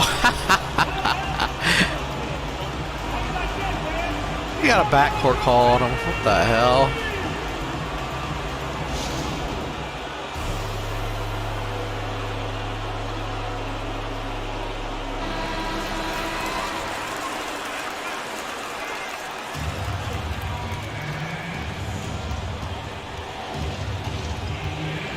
Against Brunson to take the lead. Got it! Being a go-to guy is in Devontae Graham's DNA. High school, college, and the NBA. To Porzingis. Over Williamson. So it's a narrow victory for New Orleans, pulling it out for a double. They break the hearts of every fan in the building with a dramatic late victory. And Kevin, this Man, is that game's crazy, bro. Holy crap. A ton of pride in. I mean, they battled with everything they had and came through when the pressure was at its highest. And that's going to do it tonight, folks, for our broadcast. For Clark Kellogg, Greg Anthony, and David Alden, this is Kevin Harlan thanking you for watching the NBA, presented by 2K Sports. We'll see you next time. Bro, why do I gotta watch this add up? Can't I just skip it?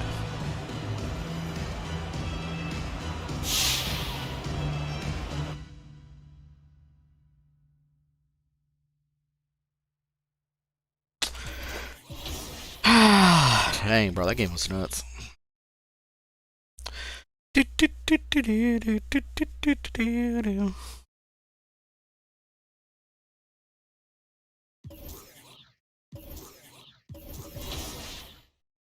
Man, I just like playing the whole game.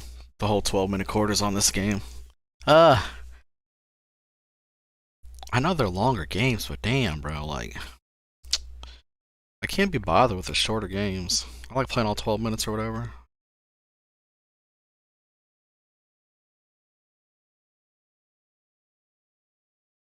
Bam, bam, bam, bam, bam, bam, bam, bam, bam, bam.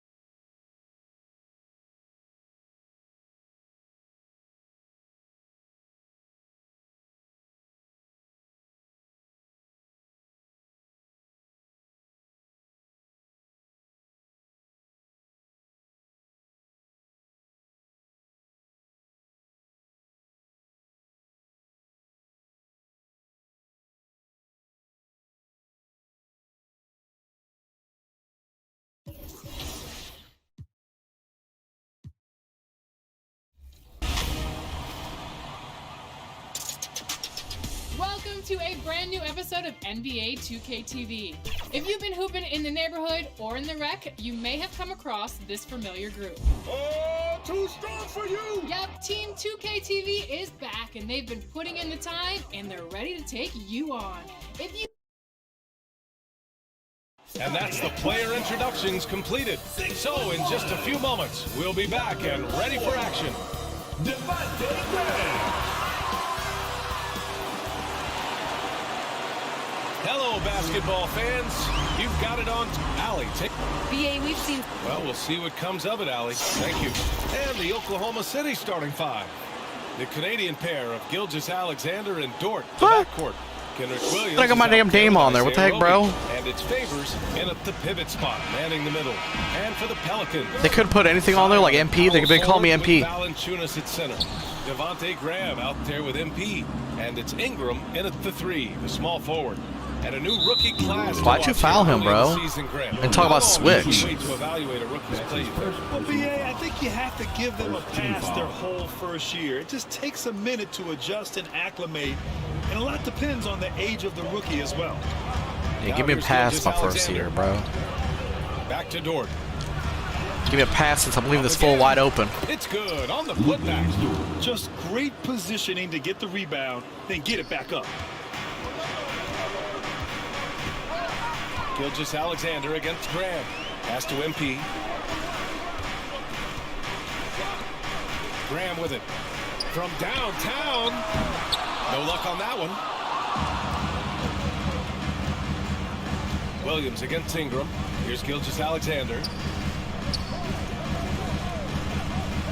Here's Roby. 15 in his last outing. First quarter of play, a minute in. The drive by MP. And the dunk by Valanciunas. I'll tell you, you allow Jonas Valanciunas space and he will throw it down. He's got the size and length to make it look easy. Dort, the pass to Favors. Valanciunas against Gilgeous-Alexander. Here's Favors. And the layup is good off the glass. Well, wonderful execution from Derek Favors. This guy's a bull, and it's really hard to deal with the strength that he brings. Gilgeous-Alexander against Graham. Pass to MP. Outside Ingram. Just 5 on the clock. From deep three-point range. Gilgeous-Alexander with a rebound. We all know he's a good shooter, but from that distance, I don't think so. Boy, we're seeing it more and more. Guys looking to create additional space by stepping back further from the line. The shot by Dort, no good. New Orleans has gone 0 for 2 from outside. The Thunder pull it in. Well, we didn't see the same kind of control we're used to seeing from him. This guy is usually a tremendous finisher. Here in the first, just under 2.5 minutes played so far. And that one's good. Favors has gotten his second bucket of the game. Very difficult to match up with Favors. I love how under control, under duress he was right there. Well, Luke Dort earned his first minutes in the NBA because of his elite defensive prowess. But think about the improvements on his perimeter game last year. Now a legit threat on the offensive end. Outside Ingram. MP, the pass to Ingram.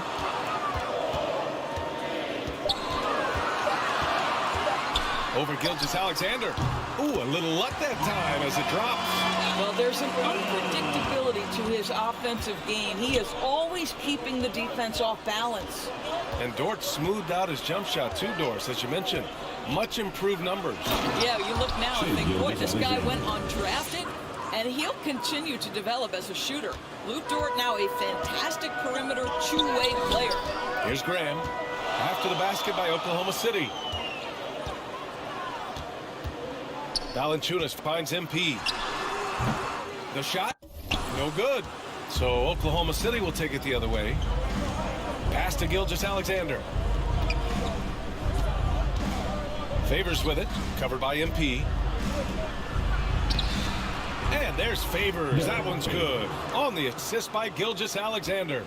Well, the passing ability on display for SGA. Shai Gilgeous-Alexander getting it done. MP against Dort. Poke loose. Dort with a steal. And up the court come the Thunder on the break. Lets it go from deep. Valanciunas with a rebound. He's looking pretty unsettled at the moment. Doesn't seem like he has a great feel for his shot. To the paint. And that one makes him 2 for 2. He's in his rhythm. Well, not to be denied, right? Jonas Valanciunas takes a hit and still finishes through contact. Graham against Gilgeous-Alexander. And he lobs it up to the rim. Throw it down on the lob. And the lead increases on a crazy offensive sequence. Man, the dunk alone would have been incredible, let alone the fact that it came off a pinpoint pass. Now here's Graham. Turned in an outstanding game against Dallas. MP against Dort. 6 to shoot. And here's Ingram from the arc. And the rebound goes to the Thunder. Their first chance this season playing the Pelicans. They ran away with this season series last year. It was one of the few teams they could beat. Dort against Ingram. Pass to Williams. Got a hand on it. Boy, that's the length of Jonas Valanciunas on the defensive end.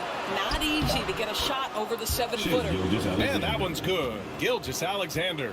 Good job attacking. Those restricted area shots are what every NBA team is looking for. Things just don't seem to be clicking for them offensively. Yeah, they really need to find a way to get back on track. MP finds Ingram. Cash. It's MP picking up the assist. MP's got 3 assists tonight. Unselfishness can be infectious. Terrific teamwork. The Thunder making a switch here. Dex checked in. Second team foul. Now into the lineup for the Thunder. Here's Roby. Still getting warmed up offensively. No buckets yet in the game from him. Dort's shot is good. I get a sense of Lou Dort's physicality and the strength in that frame. What a nice looking finish. Woo! So it's the Pelicans now. The Thunder making their last shot. Graham, the pass to MP.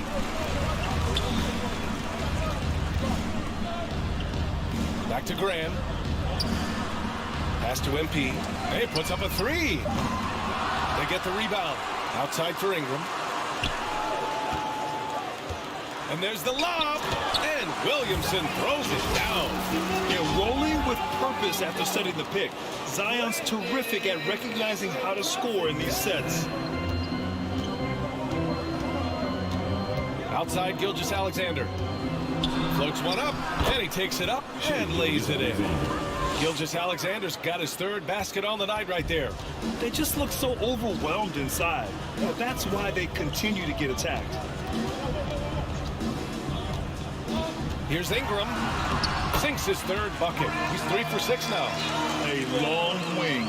Ingram has the ability to score down low, not just knocking down perimeter shots. Gilgeous-Alexander passes to Williams. Graham against Gilgeous-Alexander. And slam dunk by Gilgeous-Alexander. Just great offense. The screen freeing him up for the slam. Hey, without that screen, he doesn't get a clean look at the rim. Boy, that's a play you just practice time and time again, and that's the result of the work put in. Now a timeout called by New Orleans. They come into this one having outplayed the Mavericks last time out. You have to credit the game plan.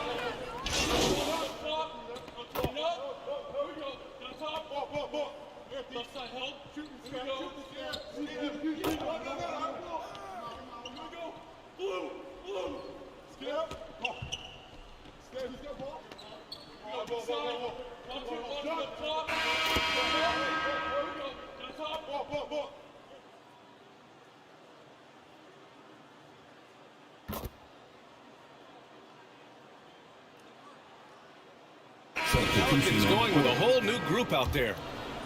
And we're just over 2.5 minutes into the second. It's an all-Duke forward pair. Ingram the 3, Zion the 4. Devontae Graham out there with MP. And it's Valanciunas in at the 5, down low. So that's the group out there for New Orleans. Gilgeous-Alexander against MP. Into the lane. He's off on that one. Ooh, some solid defense from Gilgeous-Alexander. Williams on the wing.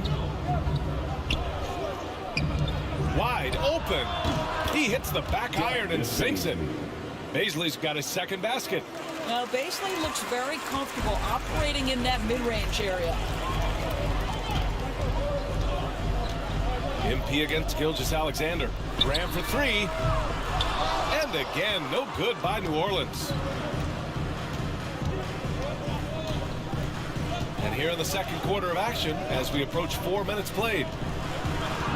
Pass to Baisley. 6 on the shot clock. Oklahoma City's got to hurry. They got to get up a shot. Fires from the wing. Here's Favors. And they're going to count that bucket, and they'll send him to the line. It could be a three-point play. That's his second personal. I'll tell you, solid concentration from the big man. Derek Favors fights through the contact thanks to all of that strength in his upper body. And Grant, you played almost 2 decades in the league. What do you think some of the biggest highlights in your career were? Really just, playing on some great teams with great players, the relationships, the experiences. I didn't win an NBA championship, but I am more than blessed with having an incredible 19-year career. To the middle. Valanciunas. And he makes it. Valanciunas has got 6. This guy's been adept at finding ways to finish inside. Jonas Valanciunas doesn't miss many of these chances. Given an opportunity, he'll deliver. The kick out to Williams. To the wing, right side.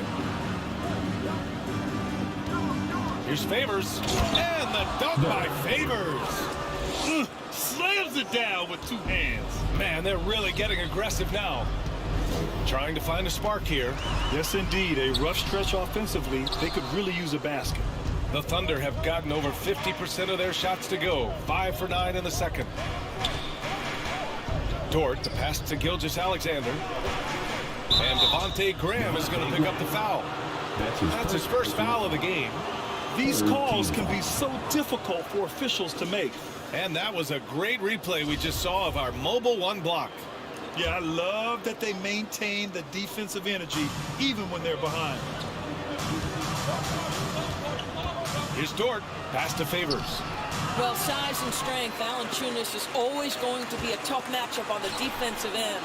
No doubt it was his influence that threw that shot off. Gilgeous-Alexander against Graham. MP with it. Outside Ingram. Over Williams. The shot by Ingram, no good. Well, that's a blown defensive coverage, but it doesn't matter. He cannot answer the bell. Williams' shot is good. That's been the story of their offense so far. Getting a number of looks from point-blank range. Outside Graham. From the arc. Counted from distance. Graham's kept himself going here. His first points of the game on the deep ball. Timeout called. The Thunder. And you think about the draft profile of LaMelo Ball. Grant, the court vision has been as good as advertised. I mean, he's just a gifted passer who sees over defenders. He enjoys making those flashy plays. He's been everything you want from a playmaker. Thunder with a lead. Dort outside. Pass to Favors. From the baseline. And it's good. Off the back rim and in. Favors has got 7 points for the quarter. Well, the advantage they have right now is largely based on his play. What an outstanding night. Graham, the pass to Valanciunas. MP against Dort. To the inside. Williamson. And it goes. As the official calls the foul. Count it. And he'll shoot one more at the line. Defensive foul. There aren't many players that have come into the NBA as a consensus #1 pick like Zion Williamson did. Nobody was passing on this fella. Zion Williamson. Williamson. That's good from Williamson. In that 2019 draft, Zion was a prize that every team in the lottery was hoping to win, Grant. And that added a lot of excitement to that night. I mean, when you've got a once-in-a-generation talent like Zion, the lottery becomes a major event. And they've really managed to dominate inside. Ingram, the pass to MP. Some solid defense from Williams. Yeah, and it's amazing. Their slim advantage on the board seems a lot larger than it is. It's Dort on the wing, covered by Ingram. Paisley, good. Paisley's got 6. You know, they're really being bullied right now defensively. 8 of the last 10 points have come from inside. Graham, the pass to Ingram. Down low. Valanciunas. That one's good on the sweet setup by Ingram. An excellent job of reading the defense. As Ingram's court vision continues to improve, so will his playmaking. Outside Gilgeous-Alexander. Here's Williams. Ooh, good work defensively by Ingram. New Orleans has gone 2 of 6 from distance here in the second quarter. All right, let's get a report from Allie. Thanks, Brian. Last season, Draymond Green called out what he saw as a double standard. When players ask for trades, they're vilified. But teams can announce they're planning to trade a player and sit him on the bench in the meantime, and then it's taken in stride. Guys, he feels like it's disrespectful. Well, that's something to consider, Allie. Thanks. Good stuff. Roby, he's checked in for Oklahoma City. I'll tell you, it has not been this guy's best night, but the teammates have been there to pick up the slack. Love it. Valanciunas can't get it to go. Oklahoma City's gone 1 of 3 from three-point land here in the second quarter. Here's Dort, and it's thrown down hard with both hands. Well, Lou Dort off the deck, that powerful frame on the drive. Don't mess with him, boy. Gilgeous-Alexander against Graham. And he lobs it up top. And Williamson throws it down. I would imagine it's nearly impossible to not get fired up after that play. Grant, check these guys out on the bench. Their reaction says it all. They are fired up. Dort against MP. They get it back. Dort. And the refs are going to rule that unnecessary contact. That's a flagrant 1 foul. Ooh, hard foul. Can't let him get away with that level of contact. That's a simple call for the officials to make. Everyone knows the league is cracking down on that kind of intimidation tactic.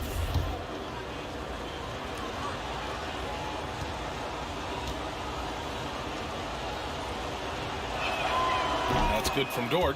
Well, if you're a fan of this team, you have to be happy with the way Dort's game has grown. You can count on Dort to continue to improve. I mean, he's made huge strides after his rookie year. It's a great trajectory for his career.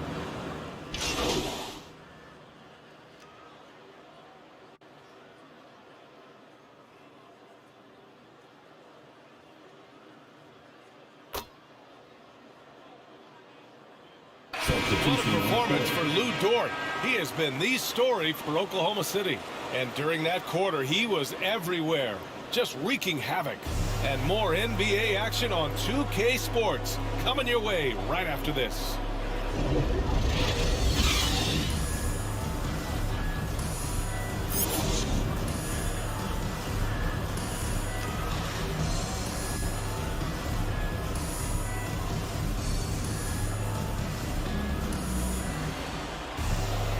And in that first half, we saw a pretty tight battle. We'll soon find out what sort of adjustments were discussed during halftime. Well, we've seen Luguentz Dort really having a good game here. I love how effortlessly he scored. The game just comes so easy for him. Now let's see if he continues that trend the rest of the way. He certainly has the talent and the endurance to do just that. And on the floor for Mark Daigneault starting the second half. The Canadian pair of Gilgeous-Alexander and Dort in the backcourt. Derek Favors out there with Isaiah Roby. And it's Williams in at the small forward position. Pass to Roby. Gilgeous-Alexander on the wing. Graham covering. And that one's good. Gilgeous-Alexander. This guy's got tremendous length for his position. So at 6'6", Gilgeous-Alexander confident attacking in the paint. And he gets that one. Rams got 5 now. Well, that's a nice play. You've got to read the situation and go to your floater game when necessary. Back to Gilgeous-Alexander. Pass to Roby. Ingram against Dort.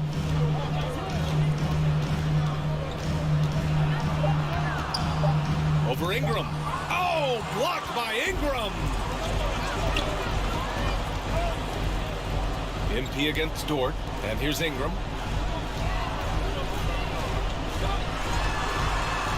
For the lead.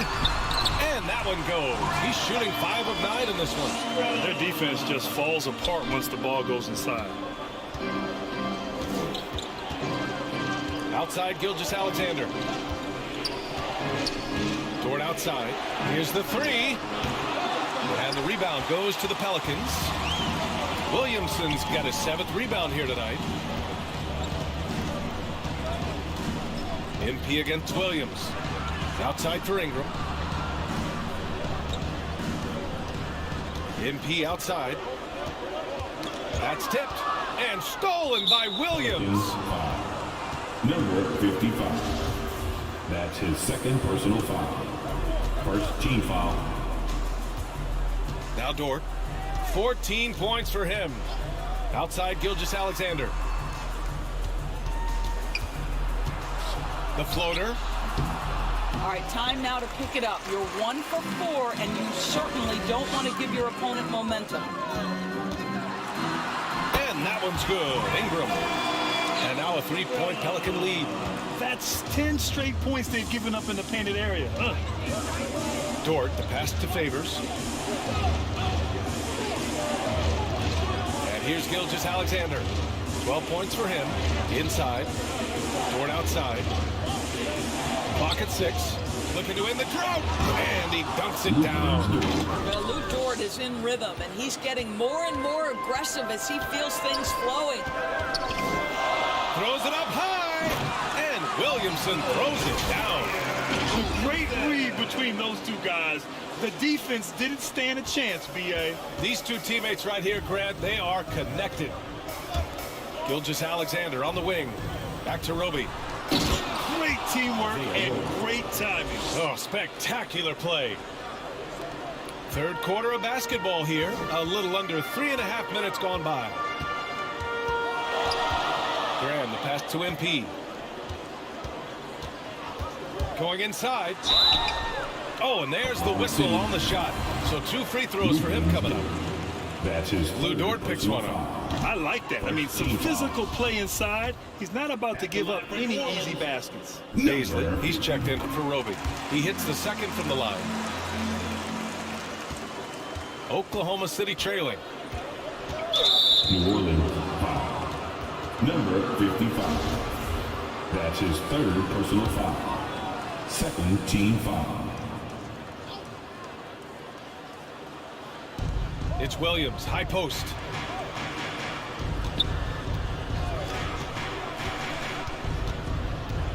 Outside for Gilgeous-Alexander. Pass to Favors. And a foul called on the way up. So he'll take 2 from the free throw line. Well, don't you love how Derek Favors goes right into the contact? This guy's not afraid to be whacked because he's so strong. The Pelicans making a switch here. Marshall's checked in. That one drops. He ties it up.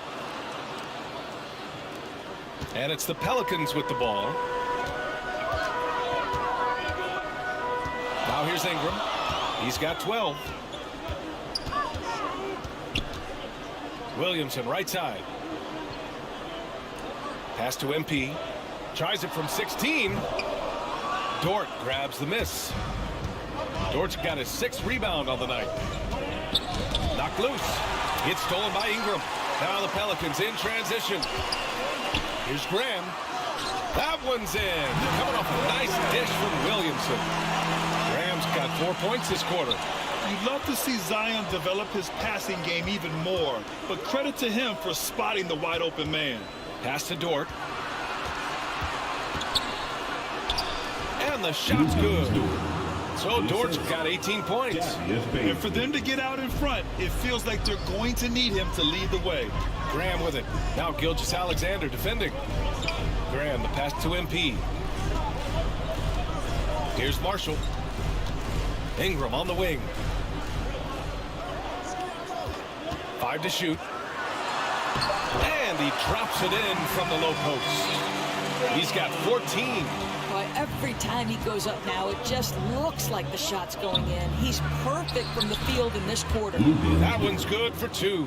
All right, defensively now, you've got to find a way to slow this guy down because he's putting it to you. Graham, the pass to MP. Ingram on the wing. Williams defending. Pass to Williamson. Over Williams. That's good from Williamson on the assist by Ingram. Ingram's got 3 assists now in this one. Timeout called. The Thunder. Boy, without question, Brandon Ingram displaying his skills today. Guys, you have got to find a way to slow this man down. This is a great timeout.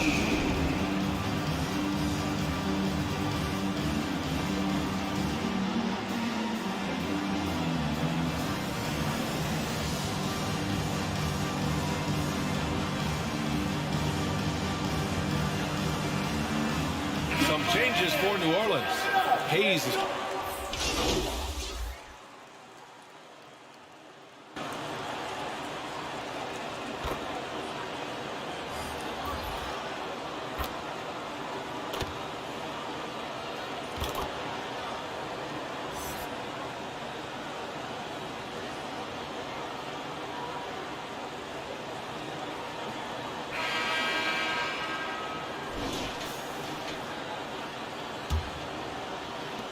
And for the Thunder, they're shooting efficiently, 50% so far.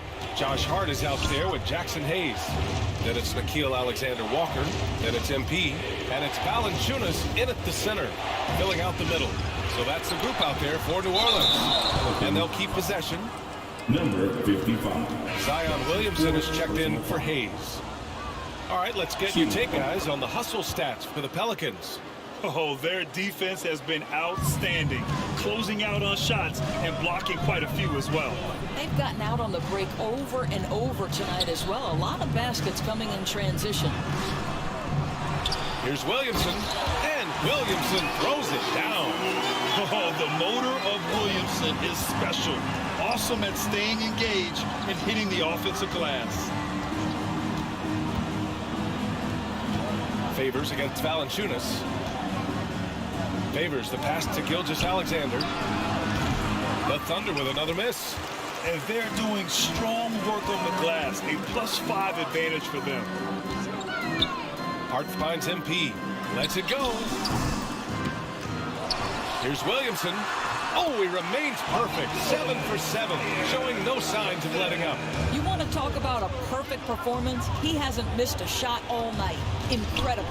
To the inside, Gilgeous-Alexander. That one's true, and that's 9 for 12 for him now. Great concentration through the contact. Gilgeous-Alexander, excellent focus. Outside Hart. Here's Alexander Walker. No good with the triple. For Oklahoma City, they've gotten half of their attempts to fall in the fourth. 2 for 4 now. Pass to Dort. Here's Roby. Shot from 12. And that one's long. And we're about 2 minutes into the fourth here. MP with it. Now Favors defending. Hart with it. Now here's Valanciunas. And it's good. Fought through contact. Hit the shot and will go to the line. Defensive foul. Shai Gilgeous-Alexander. That's his first personal foul. Free throw drops from Valanciunas. You know there's a long history of great players coming out of Lithuania, and Valanciunas right there with the best of them. Remember, back in 2012, this guy was the MVP of the Lithuanian Basketball League. Assist goes to bouncy. That should give him a nice lift. Good timing. They needed that one. Well, sometimes it's about taking it into your own hands. That kind of individual play could spark his groove. MP, the pass to Williamson. And they double up Williamson. Kicks it out to MP. New Orleans needs to hurry. Late clock. They get it back. Here's Valanciunas. And at last, they get one to fall. Valanciunas has got 5 points now in the quarter. And they just continue to dominate the boards. Here's Gilgeous-Alexander. That shot is off. And it's New Orleans taking it the other way. Hart passes to MP. Out of bounds. It'll be Thunder ball. Well, when you're careless with the basketball, you can expect that to happen. Williams is checked in for Oklahoma City. The Thunder have gotten 3 of 7 attempts in this fourth quarter to fall. Pass to Roby. And he's going for the oop here. And the lob disrupted. Not to be. And here's MP from outside. Offensive rebound. Valanciunas. Soft touch off the glass. And now an 11-point New Orleans lead.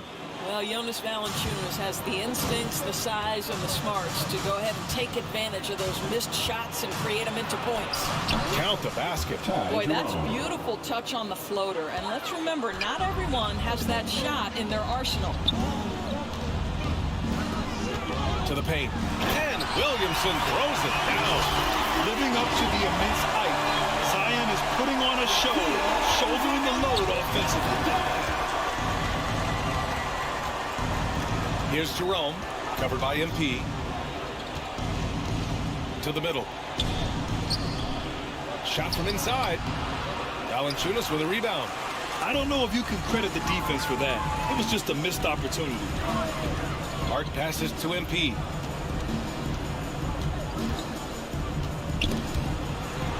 Williamson right side. And there's a whistle. He'll head to the line to shoot 2. When we talk about must-watch players, Zion Williamson might be at the top of my list. He can light up an arena with some of his exploits. Zion Williamson at the line for 2. That's good from Williamson. Graham's checked in for the Pelicans.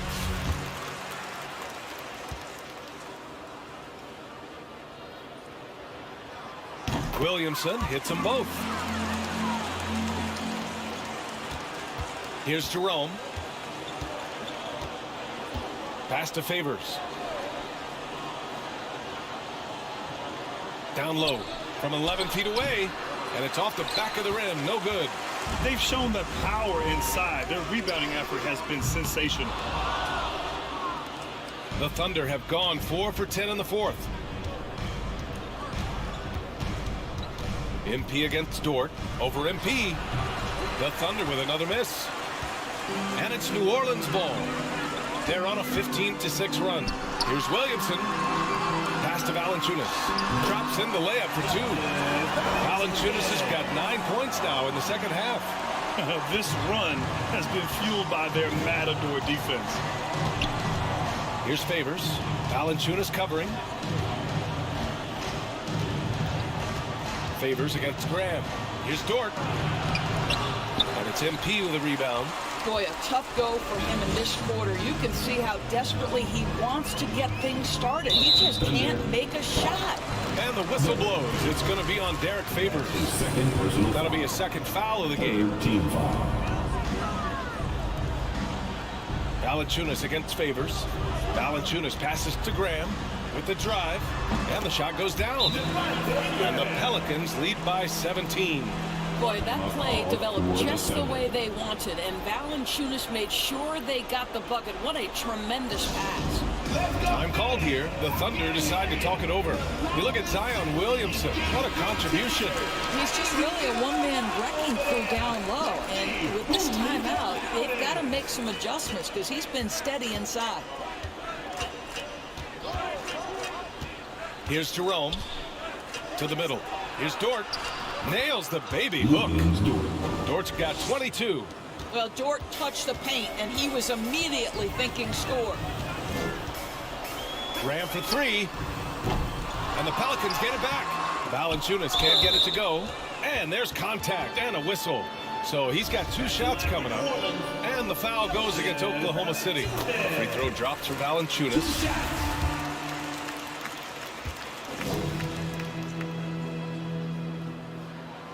And Valanciunas drops them both. And the Thunder shooting just 38% here in the fourth. Here's Jerome. Pass to Favors. Here's Roby. The shot won't fall. Great D that time from Williamson. And his struggles have been apparent. Unable to make an impact scoring the ball.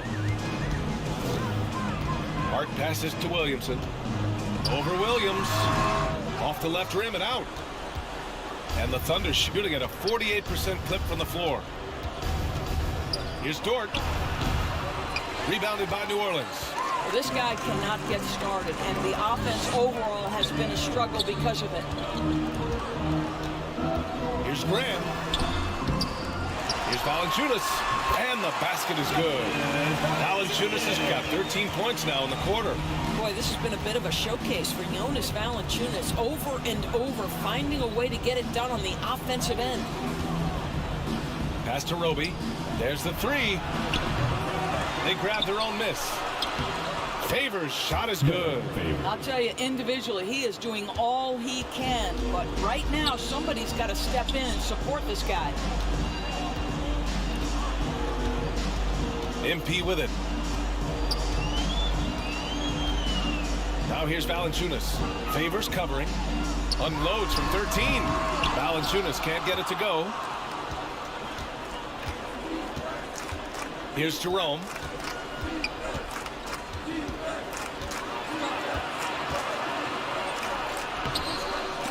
And the rebound goes to the Pelicans. Hart's got 8 rebounds in the game. Valanciunas passes to MP. Williamson against Williams. Oh, the dunk by Williamson. You know, coach gets mad when Williamson gets hit and there's no whistle, and it happens a lot. Here's Jerome. They're searching for a way to score. Yeah, buckets have been very tough to come by. Dort's shot is good. So Dort's got 10 points in just the second half. Well, as usual, this guy cooking on the offensive end, but right now the other guys on his team have got to step forward. Outside Graham. Pass to MP. Here's Williamson. Good, and the assist goes to MP. MP's got 6 assists now in the game. Here's Dort. And he jams it home with authority. Getting up and then throwing it down. Oh, that was a big hammer right there. And that was another look at the aggressive D that led to the Mobile One block. Oh my, and that was textbook defense. Positioning himself well to send it back.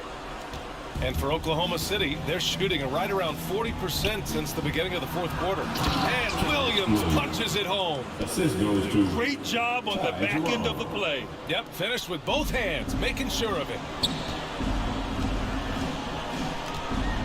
Now MP. Pass to Graham. Back to MP. Inside. And the rebound goes to the Thunder. So Dort's got rebound number 7 tonight. And here is Williams. No good from outside. Ooh, that's a tough break. After poor communication defensively, it leaves him all by himself. And here's Graham. To the inside. And Williamson throws it down. And they just continue to attack, even late in the game, while they're up big. And as a result, they may be facing just a little bit less resistance right now. They are having their way. How good a playmaker are we watching? Always leading, always trying to create for others. Graham, the pass to Valanciunas. Back to Graham. And here's MP from outside. The shot no good. So Oklahoma City will take it the other way. And the distance between the point totals for these teams tells the whole story. Just a fantastic effort, and you have to give it up for the Pelicans. They made the most of the extra rebounds tonight. Helped them out a lot. Now, when you look at these teams, they're both great rebounding clubs. And any night, either one could have the advantage on the boards.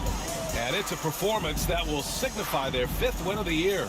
Always good to start a season series off with a W. They showed tonight they take this team seriously, and the next 2 matchups between these two should be fun. And when you look at the game, the one thing that helped fuel this team to victory was the efficiency for Zion Williamson. Boy, this guy played with some swagger and intensity on the boards tonight, dominating the physical aspect of the game. And now let's present our New Balance Player of the Game, Zion Williamson. And I'll tell you what, this was one easy pick for sure. From the...